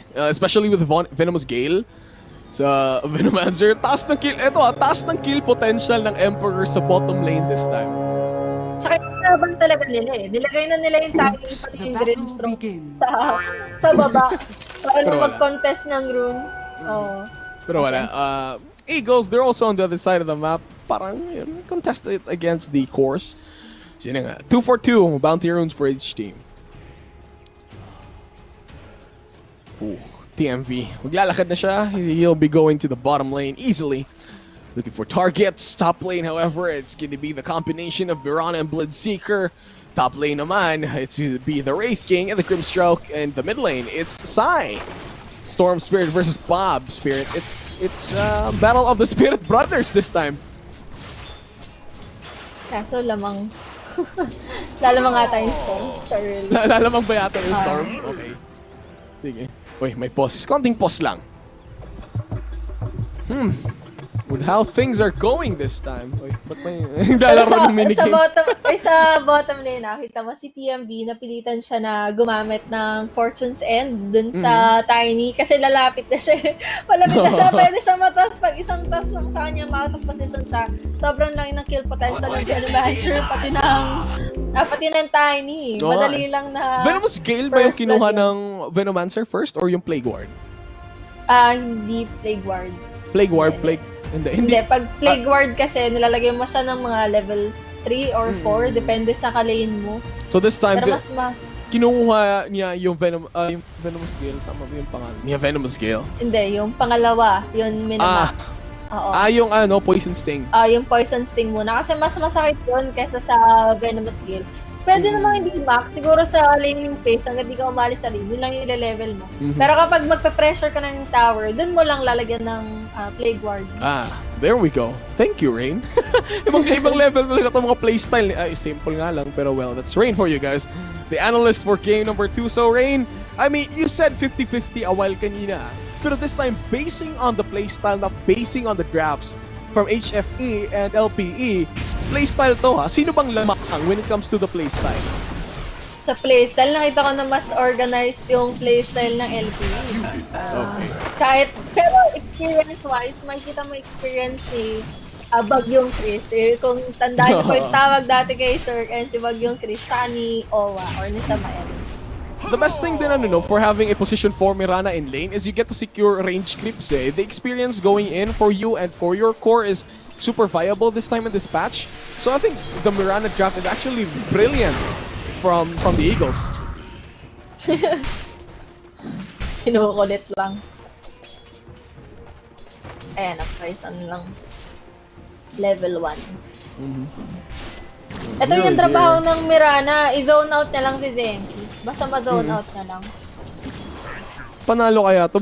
Di ba, for an offlane Bloodseeker, yung i-build mo is Discord, yung Veil, yung mga ganun na ano? Oo. Pang-sustain. After mo mag-veil, kukuha ka na ng utility items. Ba utility Vlads or Greaves? Ano ba yung Greaves? Yun yung pinaka-viable na item for this Bloodseeker. Kadalasan. Para mag-work out tong offlane. Pero depende. Pwede rin siya mag-pipe. Pero against the Emperors, I think pipe is super viable. Mid lane, however, meron ngang pull nangyayari here at bottom lane. The Fortunes end onto the Tiny. Pero wala lang. That's it. Konting kulit. Kulit-kulit lang from both teams.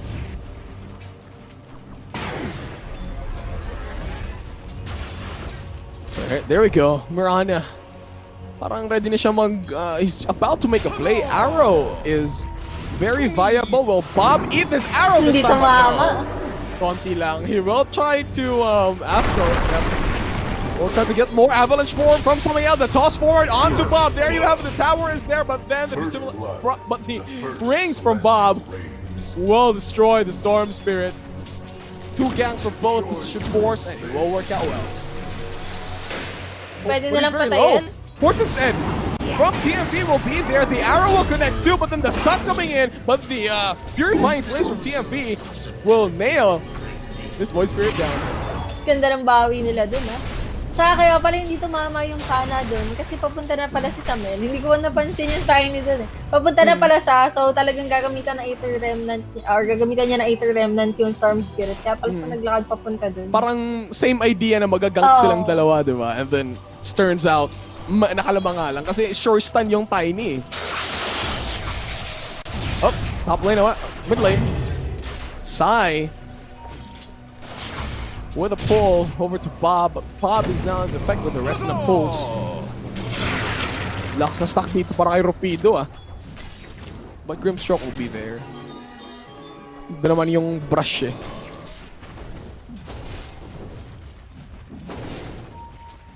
And the top lane, wala namang masyadong action. I think the back and forth na bangayan talaga is here at the mid lane. And I think Bob, magiging swerte pa rin ba siya sa runes this time? It's 4 minutes in. Dire's middle Siya pa tower rin. is under attack. Tinadhana talaga, no? For you talaga. Para sa'yo.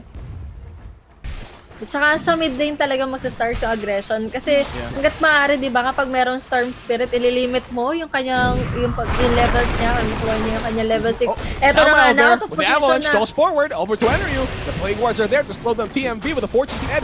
Well stopped too. Right to both Samael and Enryu is there. But here comes the Fairy Fire with a Magic Stick with that combination. He does have his South. He will try to survive. Gonna be cancelled instantly by the Plague Wards. TMV. Kinda sad over there. Pero nag-workout naman din. Saka dito naman, kaya maganda yung pagkakakuha niya ng Plague Ward kung ba't di mo na siya kumuha ng Venomous Gale. Kasi kaya-kaya nila i-pressure tong lane na to eh. And para mapatay mo yung Plague Ward for the Void and the Oracle, kailangan meron lalapit sa kanila. So yung Niri, hindi naman basta lalapit yun. Thanks, well. Cirque, the stun is there. Bottom lane, however, Prince will try to look for more. He doesn't have the combination from Samael. With the toss, will get Prince. TMP. Buhay pa yung Ven. Tapos yun nga, yung sasabihin ko sana, kapag yung Plague Ward Oracle naman yung lalapit, pag na out of position, di ba papatayin lang nila? Maganda yung ginagawa nila sa bottom lane. Stupendous! There you have it. Bob is now level 5, leading the CS, however, is the Storm Spirit medyo behind yung Void Spirit natin this time. And when it comes to levels, of course, Sai is leaving down. Level 5 na nga siya. Everything still looks great for both teams. Wala namang masyadong nangyayari sa lane. No one's losing their lives inconsistently. So parang okay lang din naman.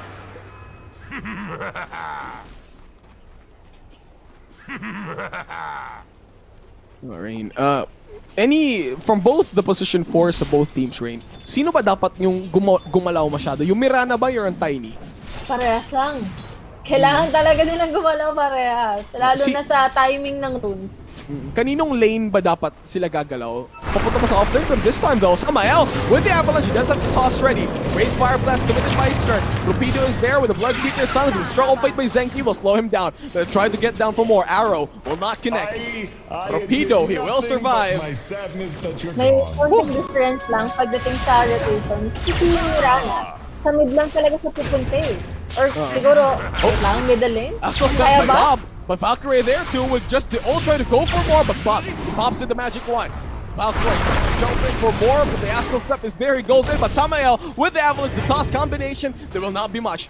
Here comes the rest of the pulls from Bob. Sai, very, very low right now. He does have the ult to escape, but will be enough. He does have no other thing to go for. He will cast the ult, trying to get down everybody. The Astral Step will be there from Bob. The arrow will not connect. The Purifying Flames from TMB will be there. Bob.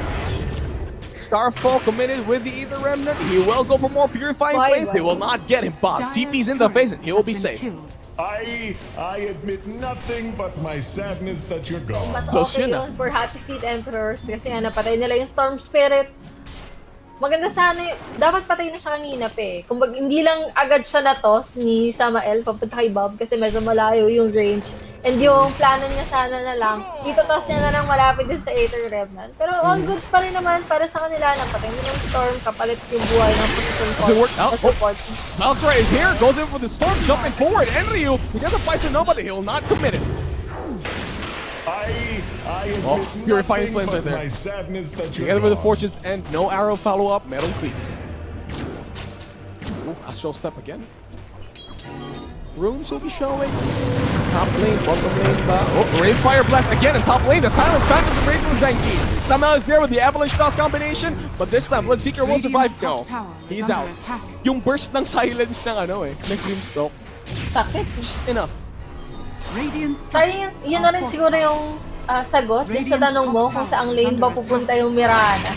Pag Mirana kasi talaga common lang sa mid or dun, sa top lane. Kung saan yung contested na lane, sa taas lang naman yun. Kung pupunta man siya sa bottom lane, depende na lang kung merong Chronosphere. Meron ngayon kaya siya pumunta doon. Kinrono niya na. Pana. Chrono, arrow will connect, and this will be the second time that Enryu will die in this lane. Parang hindi na naging maganda yung resulta ng Venomancer here sa bottom. Ganun na rin ata talaga yung mangyayari dun. Kasi hindi naman siya pwedeng umalis sa lane niya. Hindi niya pwedeng iwanan yung Void na magtuloy-tuloy lang yung farm. And for the Tiny, hindi rin naman siya pwedeng mag-stay lane. Kasi nga Mirana yung parehas sila ng Mirana na nagko-commit dito ng mga gandang rotations para makatulong sa kanilang teammates. True. Everything's going well. 4-4 is the score. 9 minutes into the game. We'll be seeing the next set of Bounty Runes top lane again. Here comes the initiation. Wraith Fire Blast. Here comes Mirana with a Moonlight Shadow. Avalanche is there by Samael. No detection, however, and this will make sure that this Bloodseeker will survive. Thinks about the upshot, tries to commit it. No, he cancels. TMV is there with the instant backup with the Purifying Flames, healing the Bloodseeker in the top lane. Yung plano na lang nila sana, kahit namamatay yung Venomancer sa baba, basta mapapatay rin nila yung Bloodseeker.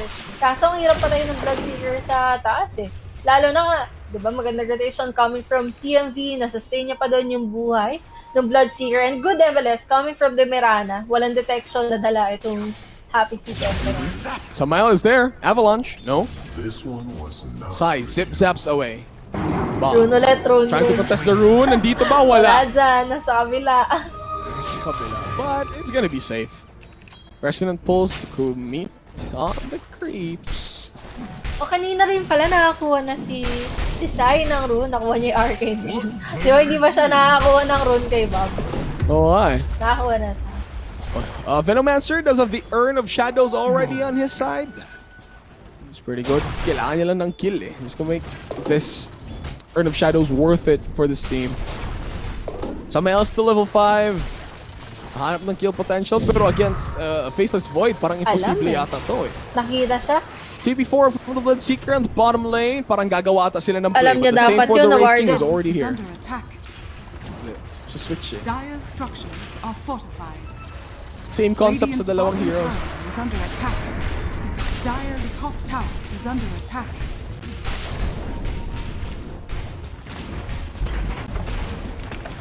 Basag lang dito sa taas. Exchange lang ng tower.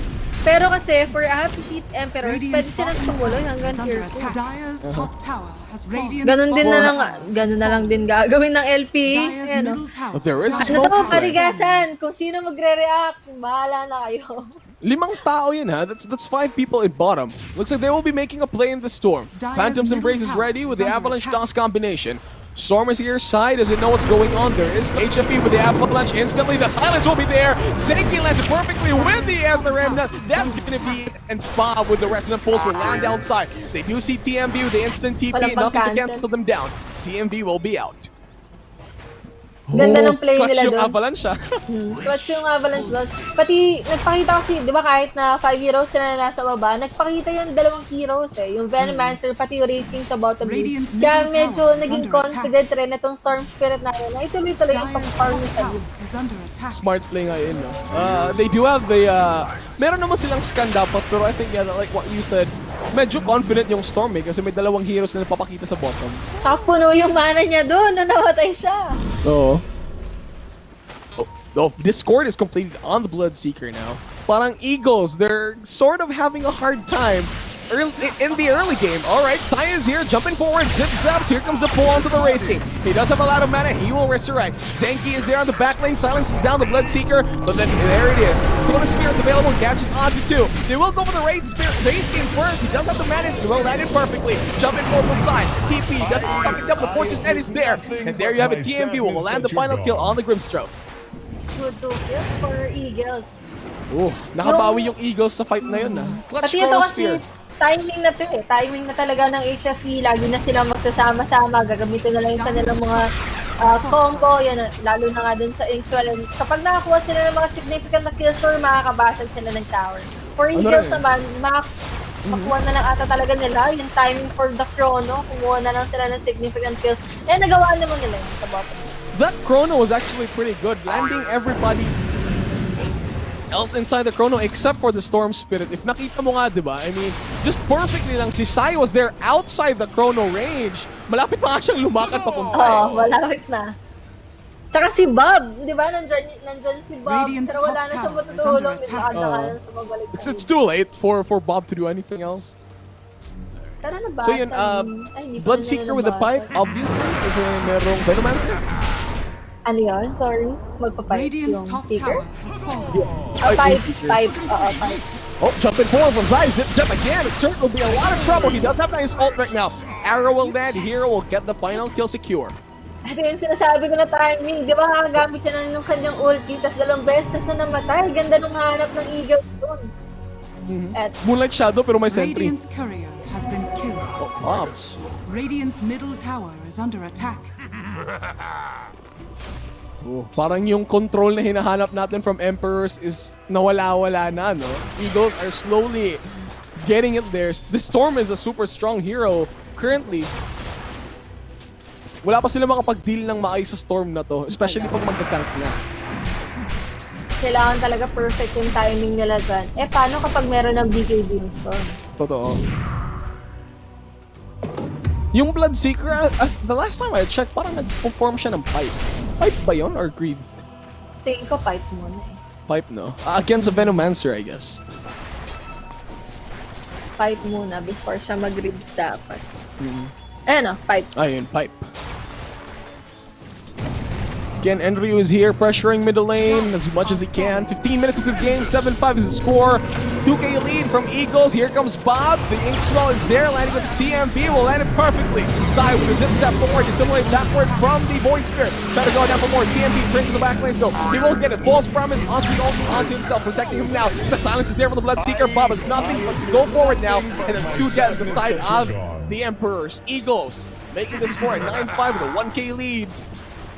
Looking great para sa mga Eagles. Radiant's Ito middle yung tower pwede is natin under sabihin attack. sa nangyayari ngayon sa ating game. Yung Emperors, Dagger! mahirap sila. I mean, okay na okay sila kapag magkakasama. Mahirap mag-teamfight yung Eagles. Pero lagi silang napipick off ng solo-solo lang. Rain, eto na ba yung timing na hinahanap mo for the Emperors? There is already a dagger on the Tiny. Kaya na ba nilang i-burst down ang Storm Spirit this time? Kailangan at least 3 heroes sila na mag-burst out sa kanya. Ito, try nila. 2 lang. Oh, jumping forward. Hindi tumama Will yung not Inkswell. connect the Inkswell. The silence is there from the Grimstroke, but the forward from Sai. Even though he's slow, he wants to fight this one though. Sort of fate of the Grimstroke committed. Samael has nothing to do as Bob will be chasing him down, and Sai will be like, "Get out of here, Tiny! This is your place, not mine." Here comes the time roll forward from Grim. Double damage. Double damage is there. That's 2 supports down. That's what you get. We're trying to kill the mid Sabi lane. ko, bakit at least 3? Kasi pag dalawa silang support, chance na. Paano nga, di ba? Pag dito mama yung Swell, hindi na nila hold off yung Storm Spirit. Yun Sila na, patuloy namatay doon. Sayang yung rotation and yung Blink Dagger reveal sana na pwedeng mag-change ng tides for Happy Feet Emperors. Hindi siya nangyari. True. Problema talaga yung ano, no? Yung Faceless Void. I think that skill for Faceless Void, yung time dilation, slows down the Portal Reliant. So yun yung naging problema. Sobrang bilis patayin. Yung Grimstroke. Gumamit sila ng MLS. Lalaban ba sila? Pero may May Chrono. They have Tapos Chrono meron ng available. BKB. Oh, jumping forward from Sai with the MLS forward. The silence is there. The arrow will not connect, but land into the Grimstroke. Perfectly this time, but this time the Chrono Sphere will land into 2. Tiny is out. Storm Sphere is out, but he doesn't bag back. This time, though, Prince trying to wipe it down. Entry, Wraith Fire Blast already committed by the Wraith King. But Prince is there with a BKB into the false promise. Silence is waiting down. Entry will surely go down. Bob will try to look for more. Step forward inside. This time, there's no Chrono Sphere. Bob with an arrow, dual step to protect himself. Sturk is there on the back lanes. He's still made backward. Wraith Fire Blast committed by the Wraith King, trying to save everybody else. That's 3 down on the side of the Eagles. of Emperors as Eagles only have the Storm to be the casualty. Step forward again from Bob. Trying to look for targets, pero tatlo yan. Silence, assimilate, gets away. Arcane Rune. Try na lang Dire's ata. middle tower is Try under na lang from the Void Spirit kasi wala na rin naman sa Astral Step eh. Pangalawang Astral Step na rin yun. And maganda yung ginawa dito ng Storm Spirit kahit na namatay siya dun sa teamfight na yun. They managed to get 3 heroes and magandang transfer na naman coming from the Faceless Void. And yung BKB niya doon, after niya mag-BKB, wala nang pumapalo sa kanya. Okay, the BKB timing is just super great. You know what, Raid for Blast, wala. Avalanche Masyado rin Toss maaga, combination, 18 wala. minutes BKB. Game na to ng Kaya Void. naman, Radiance? Wraith King Radiance? Viable pa ba yung build na kailangan yan? niyang mag-run. Oh, they see it. Zip Zap from Tiny forward. Tiny, the main target. The arrow will not connect. This time, however, the silence is there. Toss forward over to Tiny. He goes in. Silent in the score meantime this time. Here comes the stroke of fate. Bob tries to step away, and he will get it through. Sai, Zip Zap again. Look for more targets. Zenki. He'll be gone. They're trying to ping down for Henry, and you're going to be chased down. The silence from the torpedo is there. Here comes the silence again. Connects in. Sai with a zip zap. Looking forward for more. And Ryu will have to cast all of his spells, just trying to get away. Venomous Gale slowing down Torpedo as of now, but the Fortune's End is there. Will not connect. Another silence from Torpedo. Chasing after Ryu, and they will cut it off. That's it. 2 down the side of the Emperors.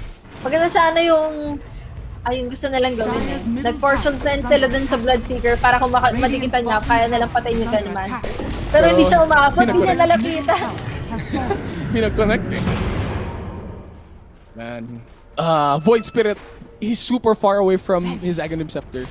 Kaka-yules niya lang. It's 19 Siya rin minutes yung in. pinakamahirap na core. Mas mayaman pa sa kanya yung Venomancer. Oh no. This is an aggressive play from the Eagles. They're trying to look for people who are farming it down. They will see the Wraith King. He does have his ult ready. The bounties will be taken. Chronosphere is available. Pop in the Mask of Might. It's the silence with the Bloodseeker. We'll go for Cirque. Cirque, the main target, has to run away this time. He does have his ult, and he will call it a chop. The rest of them, Samael is there with a toss backward. Venom Scale with the Poison Nova committed by the Enryu. Chinese were there. Prince goes in with the BKB. Chronosphere up to 2. He lands it perfectly this time. And Wraith King, he will pop his ultimate this time though. Zenki has to run away from the back lane CMP with a false promise. Will save himself as of now. The point is will try to stop Bob. There you have it. That's through. Coming in down. Astro step forward from Bob again, looking for more targets. Here comes the stop coming in from the Storm Spirit. Tries to get down everybody else, and Andrew has to run away, but the torpedo is there, even with the purifying wind. 4 down the side of the Emperors, and Eagles take no casualty, but take everything away from the Emperors. Kahit support, hindi na nila kayang patayin. Ang hirap-hirap lumaban para sa Happy Feet Emperors ngayon. Hindi rin kasi naging ganun ka-successful yung pagka-pick nila ng Great King. Kasi merong Storm eh. So kahit na mag-commit ng Chronosphere, etong Void sa kanya dun sa first life niya, merong Storm Spirit para i-take yung second life. Ito yung smoke nila kanina oh.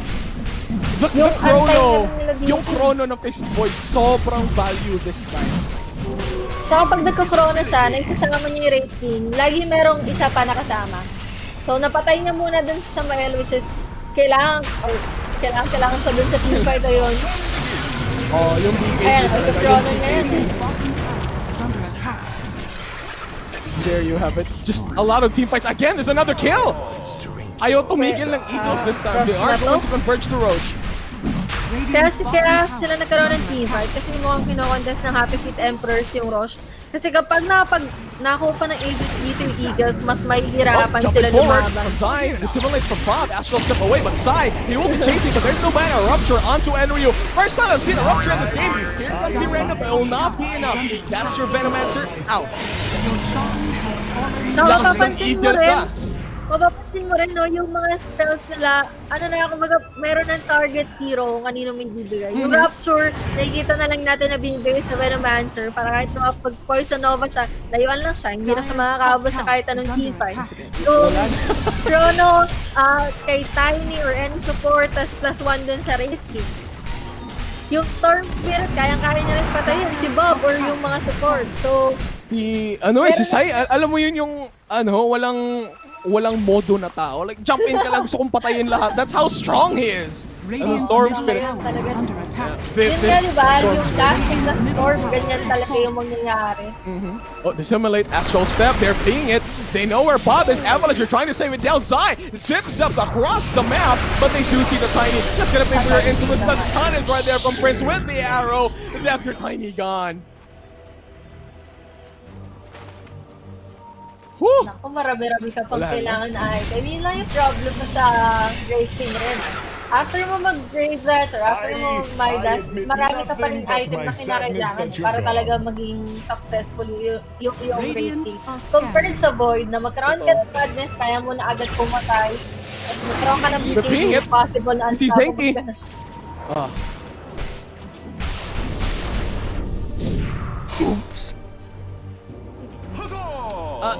Rain, like you were saying, you were discussing this Wraith King draft.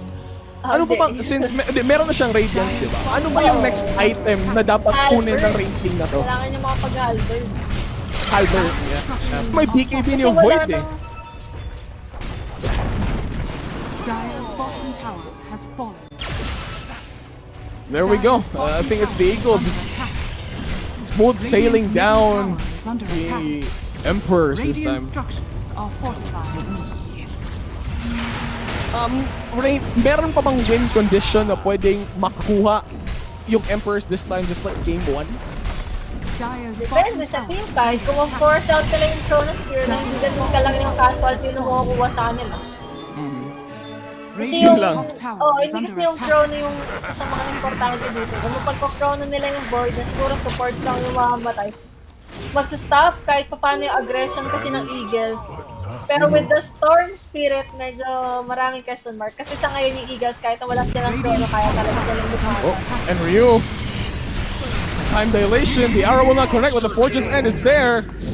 Radiant's courier has been killed. Nasa ano na siguro tayo? 70-30 ng game. Radiant's middle tower is under attack. I know. Just look. Yung net Radiant's worth courier yung has net been worth ng killed. Venomancer is just super low right now. The bottom one in the course. Feeling ko malalagpasan pa to ng Mirana. Tsaka yung rating kasi na pick, kung kukuha ka ng rating versus Void, kailangan mas mauunang mag-online yung rating kaysa sa Void. Eh, hindi naman din yun nangyari. Kahit na meron silang combo ng Inkswell plus yung Great Fire Blast, hindi rin naman sila nakakuha basta ng kill. Di ba kailangan pupunta pa dun si Samael Dire's para middle lang tower makakuha is sila under ng kill. attack. So yung bottom lane nila, yung na-punish, nakapag-farm na maganda yung Void. Tapos lagi pagpatay yung Venomancer nila. Oh, Ty! You could hear the zip zap over here looking for the Tiny. Sure kill ba to? Hindi pa rin nilalaro niya. Here comes the toss from Samael trying to survive as he can. The arrow will not connect. Zip zap again from Zai. The first kill with the Remnant trying to get the vision with the pull forward. The Tiny is surely gone. With the Scarf over the Miranda. Mid lane, however, here comes the fatal bond. The bond from the Grimstroke with the silence going to get forward, and Bob has to get away. The Tiny there with the salt. Toss and Avalanche combination. TMB, the main target. Rapture is there for Samael, but TMB is still surviving. Aegis has been popped. They're waiting for it. But no. Inkswell will not connect this time, actually. Great Fire Blast onto the faces point. Mirana with the Starlight will try to get everybody down. Sai is finally here. He will jump in forward and get down Enemy with the first casualty with the side of the Emperors. This side, Wraith with the arrow. Samael with the toss. Avalanche combination again. Trying to bring back the storm to where he came from. But Hero is there with the Starfall. Again, the Angel Remnant onto Miranda. Will connect with the Zimmer Cape. Will allow him to survive. Sai with the jumping forward again, looking for the Wraithing. But here comes the ult. He will try to get as much damage as he can, but there's 4 people down. Samael blinks in with the Inkswell toss. Avalanche combination. Will it be enough? No. Zenki. Bloodseeker is there with the silence once again. He goes in for more damage, but no. Eagles, they have everybody and take everything from Emperors. And that's it. It's a complete team wipe from the Eagles, and they just went through Eagles. Pinapakita kung bakit winning streak sila in this conference. Yun na sana yung timing nila. Napagkakita ng Chronosphere, yung basic voice sa Venomancer. Venomancer lang sana yung casualty doon, pero hindi pa rin talaga enough yung kayang ibigay dito ng rating. Bitin na bitin sila sa damage. Hindi nila kaya mag-burst out agad ng hero. And maganda yung ginawa ng Bloodseeker na kinamit or binigyan niya ng Rapture yung Tiny para hindi rin siya makatulong masyado sa teammates.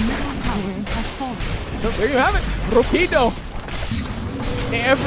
Nag-work out na talaga lahat. Inkswell again, forward. Here comes the Simulate. Will land to 3 people. Yes, but the BKB pop by Prince.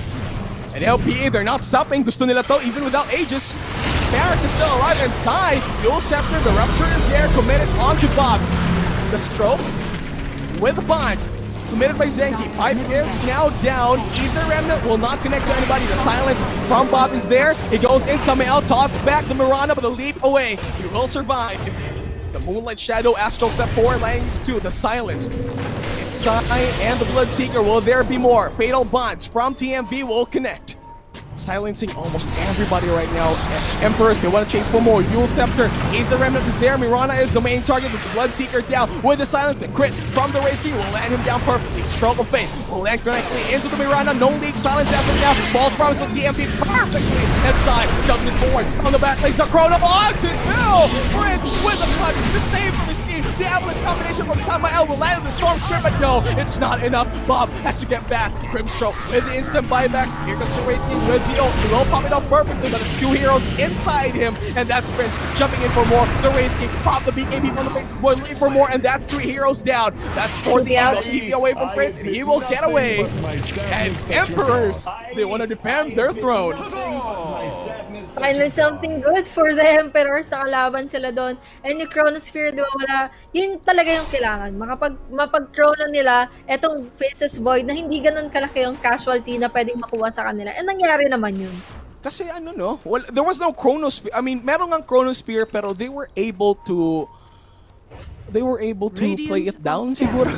They were playing to get it. Pero sa sobrang tagal rin kasi nung team fight umabot pa nga sa nagkaroon na ulit ng Chrono. And 5 heroes down pa rin kasi yun for Happy Feet Emperors. And nag-commit pa rin sila ng 2 buyback. Yeah, that's true.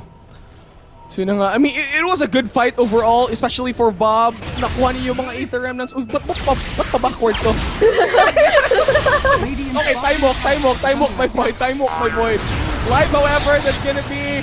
It's a one-on-one trade-up on the bottom lane. Sai looking for Bob. Bob the Rupture. The TP is there. There's nothing to stop it, but their damages are more than perfect. And that's the Void out of the game.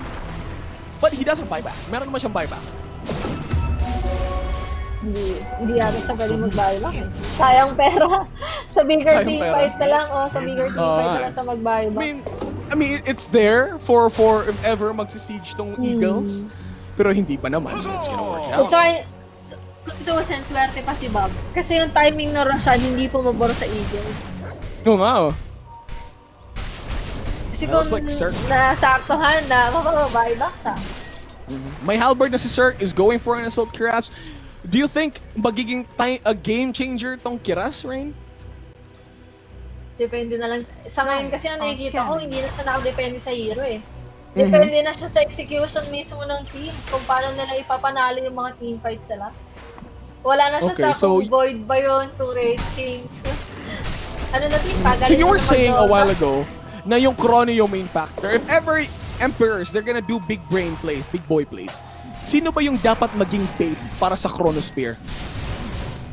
Chrono? Veno. Si Veno. Kasi si Veno, ang gagawin niya lang naman, magpo-poison over. Kawawa pa kang gano'n. Si Veno, ano na yun? Poison over lang yan. Hindi naman sa gano'n. Kumbaga, yung... kung ano kasi yung mechanic ng hero niya, kailangan niya lang na mag-poison nova. Kapag nagawa niya na yun, na-serve niya na yung purpose niya dun sa team fight na yun. Okay na! I'm ready to die! I did it! So yeah, there we go. Eagles, 34-9 is the score, 16k gold lead. Roshan is nearly up. Ito yung iko-contest ng dalawang teams. This time, will Emperors make a game-winning play to change everything now? Sai is there, they're checking down Roche.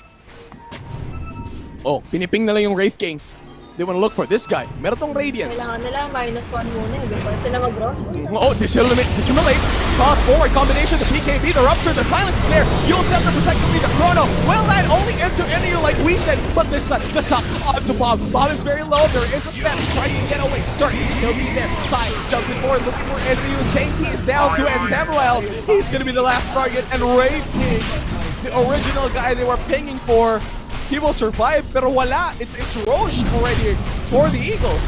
Ang problema kasi, kahit na nangyari yun, huli pa rin si Bob. And yun, dalawa nilang supports, no way na makatakas din si Team Fight. And yung iniwanan pa nila ng hero, Wraith King. Kung anong gagawin ni Wraith King sa 5 heroes, hindi niya kaya labanan yan. Wala na. I mean, it's a short respawn timer para sa Emperors. I mean, siguro, congratulations kasi medyo low yung level ng heroes nila. That's why they can resurrect fast. Pero, makaka-hold ba tong base na to? Dire's top tower is under attack. Parang hindi nga. Radiant's bottom tower is under attack. Nakaaga-names pa. Yung Radiant blood structures teaser. are fortified. Wait, may glyph? Sure, he does have his ult. Level 20 na siya. Sai with the jump in, just to clear waves. Yung ipangpanalo talaga dito ng Happy Feet Emperors, makakuha sila ng significant na pick-off eh. Sa team fight, medyo malabo silang Dire's top manalo. tower is under attack. Here we go. 33 Siguro yung minutes in. ipapanalo nila Okay, sa ano yung team ring? fight. Ay, hindi. Siguro yung ipapanalo nila sa team fight kung magkakamali yung Eagles. Oh, siguro pag mga chrono, siguro niya yung Oo. ibang heroes nila. Or I can't see or say anything else.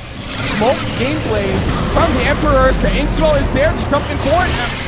Astral Step to DMP. DMP, they have to target this guy. Sty jumping forward from the backlane, but for the control. This time though, it's going to be the Fortune's End going into Bob, but Bob will not be there. Here comes the Fortune's End going for false promise, but the Bloodseeker, he will survive. 2 down the side of the Emperor. Here comes Sai again with a jump in with the pull and controlling from the Emperors, and that's gonna be the rating down. Coming up next into Enryu. Venomancer, he's out of the game. That's it. Silence from the Bloodseeker. Certain will be the only one tries to keep the away, but the bashes will be there. But they call in GG. And Wow. your game number 2 winners for series number 2 for the Nationals is LPE Eagles with another clean 2-0 sweep. And welcome back everybody to the Nationals Dota 2 post-game show. Ako na naman yung host mo, si Claire. And with us right now are both of our casters for Game 2 na sina Rain and Juicy Brucey. How are you guys feeling? I love It's raining your on top of casting. me. It's raining awesomeness. O nga. So, guys, now before we move on to the recent game, no, nina HFE and LPE, bigyan muna natin ng attention yung first game kay Signal Ultra Warriors and STIE Olympians because it's an equal score of a 1-1. STIE Olympians breaking the streak of Signal Ultra Warriors, taking 1 point away from the top team dito sa league. So, I want to ask you guys, how do you think the game today will affect the standing ni Signal Ultra Warriors? Let's start with you. Rain, go away.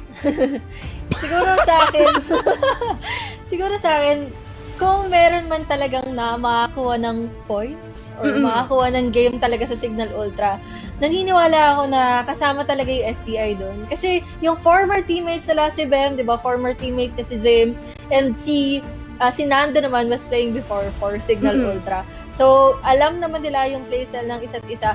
Ang gusto ko lang makita ngayon for Signal Ultra, yung inaabangan kasi natin yung maging laban nila for LPE. Yes. Kasi kahit na undefeated si LPE, hindi pa naman sila nagkikita ni Signal Ultra. And importante yung magiging matchup nila kasi doon nga natin malalaman kung magtutuloy ba na 1-1 yung streak ng Signal Ultra or even 0-2 yung panibigay sa kanila ng LPE. I feel like that's a very valid point, you know, because at the same time, if you have a previous teammate, you really know their playthroughs and you kind of know their styles. Baka sa'yo, Juicy Brucey, what opinion do you have on how it will affect the standing ni Signal Ultra Warriors? I can't say much about how Signal Ultra Warriors will be going there because Yes. if you think about it, Signal Ultra Warriors, they are on the top seed, but now they've been dethroned by Yes. STIE. And with that being said, maybe it will take a physical aspect on them if we're supposed to be top 4, right? Pero nandito yung STIE. Maybe the next time Signal Ultra Warriors will match up with the Olympians. I think they'll sweep them down due to anger. I'm hoping that's what the Signal Ultra Warriors will be doing in that case once they meet again. And you know, speaking of STIE Olympians, we're seeing a pattern sa SEO's consistent one score sa mga matches natin. So, what kind of prediction do you have with STIE Olympians down the road with, you know, that kind of consistent scoring? Rain, ikaw first. Sa akin, kilala ko kasi si Nando eh. Ganun talaga mag-score si Nando lagi man. Yun yung, ewan ko, sa pagkakilala ko lang kay Nando. Talagang meron kasing mga times na nagiging inconsistent siya pagdating sa mga plays. Pero, siguro naman, makakuha rin naman sila ng 2-0. Pero, with Nando sa team, bihira rin talaga magkaroon ng 0-2 USTI. Nando. Yun na lang siguro. Nando stealing the show. Mhm. Yeah, do you have something else to add, Ray? Sorry. Wala na, yun lang. Okay. Same question to you, Juicy Brucey. Because they started as 1-1, right? I think STIE Olympians, they're the evolving team. Knowing that they just got together this time, I think them will be creating more chances or more drafts or play style that would fit the Olympian style of gameplay. Because one, if we notice, it's always been the Nando. It's a 4-protect-1. Yes. This time, that's how STIE Olympians have been playing since the start of the season. But I think this time, since they're getting their 1-1s already, I think it will evolve someday to a 2-0 sweep, especially considering that, hey, the Nando show is not working for us Olympians anymore. How about we try this? We go for like a maximum 3 core that would be fighting. That to me is like, it shows how the Olympians are gonna be evolving in the long run here in the season, before it ends, of course. So I think that's my prediction for STIE. More evolution coming from these guys. Right, that's true. And furthermore, actually, from our very first few days, we've always said Nando shows are great, but ultimately, kailangan magle-level up yung ibang mga members to have an equal playing ground. Yep. So I really understand your point, Juicy Brucey. Pero ngayon, we're gonna be moving on to the matches, the current ones that you were casting, si HFE and LPE. Dahil sa first match, alam mo, early game, si Happy Feet Emperors, I feel, and I think everybody at that point thinks that they were doing good. Pero later on, nakita natin yung decline nila kasi lumilipad ang mga Eagles, gaining not just 1 but also the 2 wins. So, tingin nyo, which is the most notable play kay LPE during those 2 matches? Let's start with you, Rain. Feeling ko, parehas na kami nasabihin dito ni Bruce eh. Yung Winter's Curse pa rin. Yung Winter's Curse pa rin ni TME. Yung isa siguro sa mga biggest biggest factor kung bakit talaga sila nanalo sa game. Kasi yung game number 1 nga, kung ikaw si HFE, kung manghihinayang ka, yung game number 1 talaga. Kasi nandun na yung chance mo na manalo. And dahil lang sa dalawang RP na nakomit mo to save your life, hindi mo na-save yung game. So medyo masakit yun for Bob. True. Bruce, ano yung masabi mo? Well, what is the most notable play?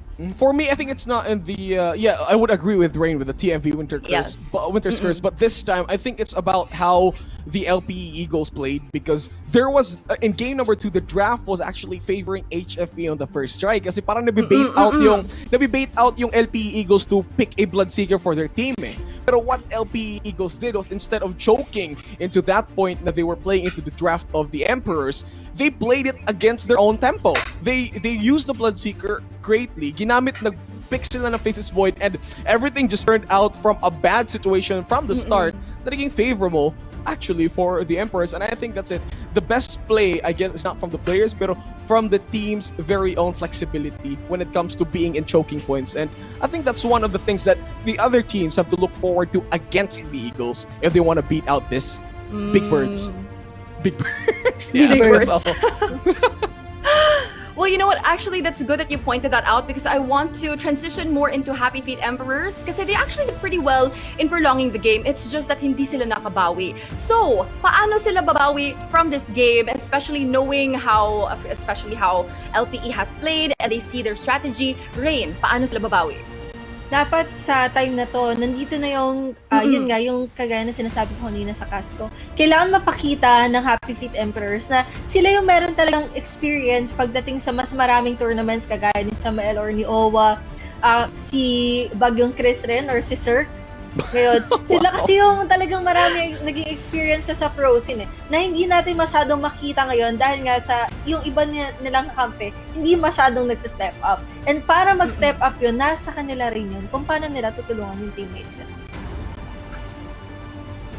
Okay, thanks for that. And Juicy Brucey, paano sila babawi? For you? Happy Feet Emperors, I mean, I can't say that much. I've never been inside the heads of these players, pero I think when it comes to playing, siguro, I would hate to say this, pero maybe, you know, you try to lift up the other players' spirits, especially in downtimes, because I think what I saw in game number 2 was just basically the whole team choking with the wrath of the Eagles. That continues to go on, them choking with just powerful opponents, especially if they lose, like, para sa kanilang games dapat, if they think more about that, I think that's a very, very big losing factor for the Emperors. Maybe on the next matches, maybe try to brush off all those negativities and maybe try to go for more. Like what Rain said, they are the experienced people here in the Nationals. 'Cause Right. outside the Nationals, they're known as Vice Sports. And that, just the branding itself, they're already in the international level. I mean, so as all the other teams. But with that being said, it's a matter of trying to,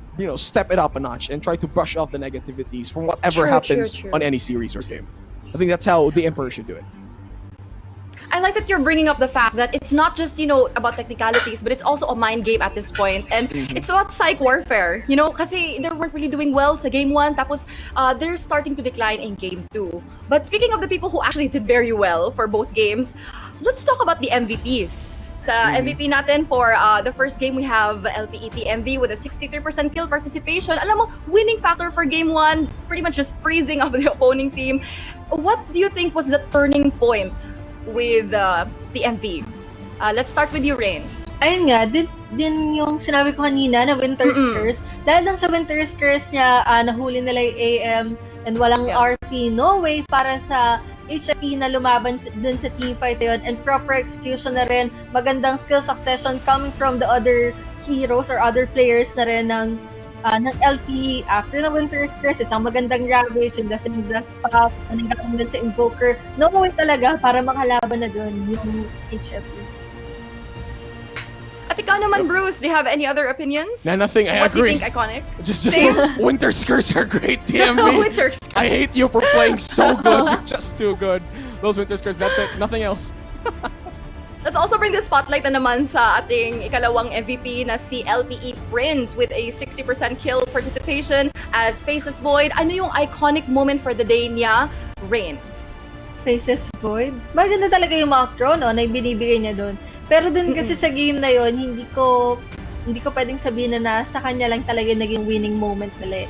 Dahil yung factor ng Chronosphere, mas pinadali yun ng teammates niya. Imbis na kailangan meron ka talagang target na hero na iko-chrono mo, kahit makapag-chrono lang siya ng isa or dalawa, malaking tulong na yun para sa teams nila. I mean, sa team nila. And hirap na hirap talaga si HFE na lumaban ng kulang sila. Right. And what about you, Juicy Brucey? Any ideas? For Prince, yes, his chronos were, it's not considered lucky. It's strategy-based play from the Eagles itself. It was a team coordination. So he could be chosen as the MVP. 0 deaths, great kill participation. Pero this all happened because, I'll just give credit to Sai, Storm Spirit. Kung nasan, he's always jumping in the backline, securing the other heroes that could disable the Void. So I think that's all about it for the MVPs. I mean, Eagles, just every single one of them showed out to be just great MVPs all throughout in this series.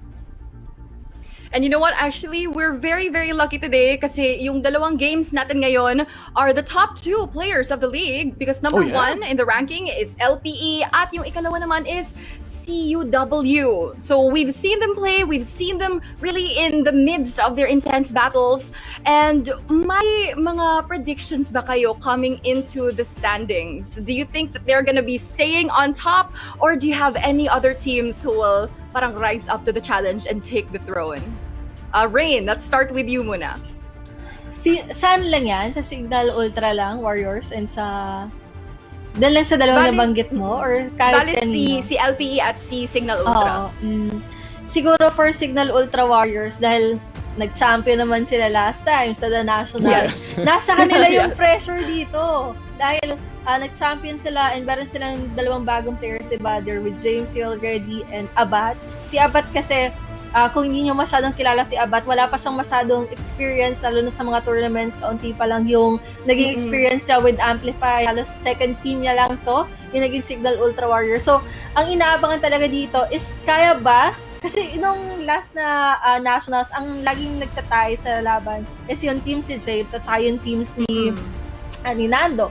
So, yun nga, yung Signal Ultra Warriors. So, depende na lang yan sa Signal Ultra Warriors kung magkukulang ba sila sa research. Dahil sa ngayon, tingin ko, yun yung pinaka-importante. Makita nila or malaman nila kung ano talaga yung playstyle ng LPE. And for LPE, kailangan nilang biglain yung former champions natin.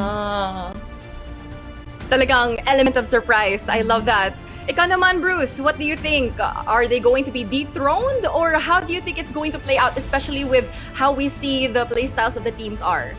Bren E Pro, giving all my bullpens to Brenny Pro. They're gonna Yes. be there. I believe in those gals. Brenny Empowerment. Pro. Nothing else. Brenny Pro. Not to be biased though, but Not yes, to be I'm still biased, but I'm biased. Not to be Dapat biased. ganon. not to be biased, pero Brenny Pro. No, I'm kidding.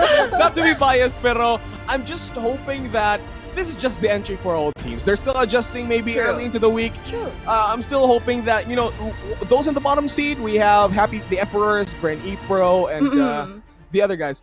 I'm still hoping that they're still gonna show up more. I want I want Signal Ultra Warriors and the Eagles to be dethroned. I want more action. I want more Dota from these guys and girls. So I think that's it. I don't want to lock them in there yet. Bren E Pro can still. Wow. No, I think it still make something happen. So that's Juicy it. Brucey, I love that you're just causing and stirring so much drama right now. I am. I am. Wanting this.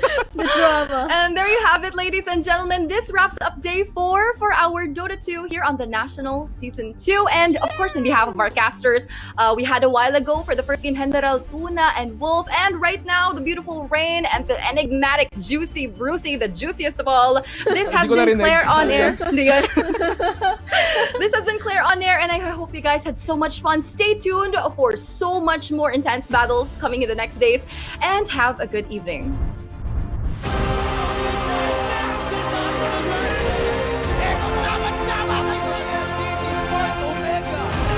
Champion.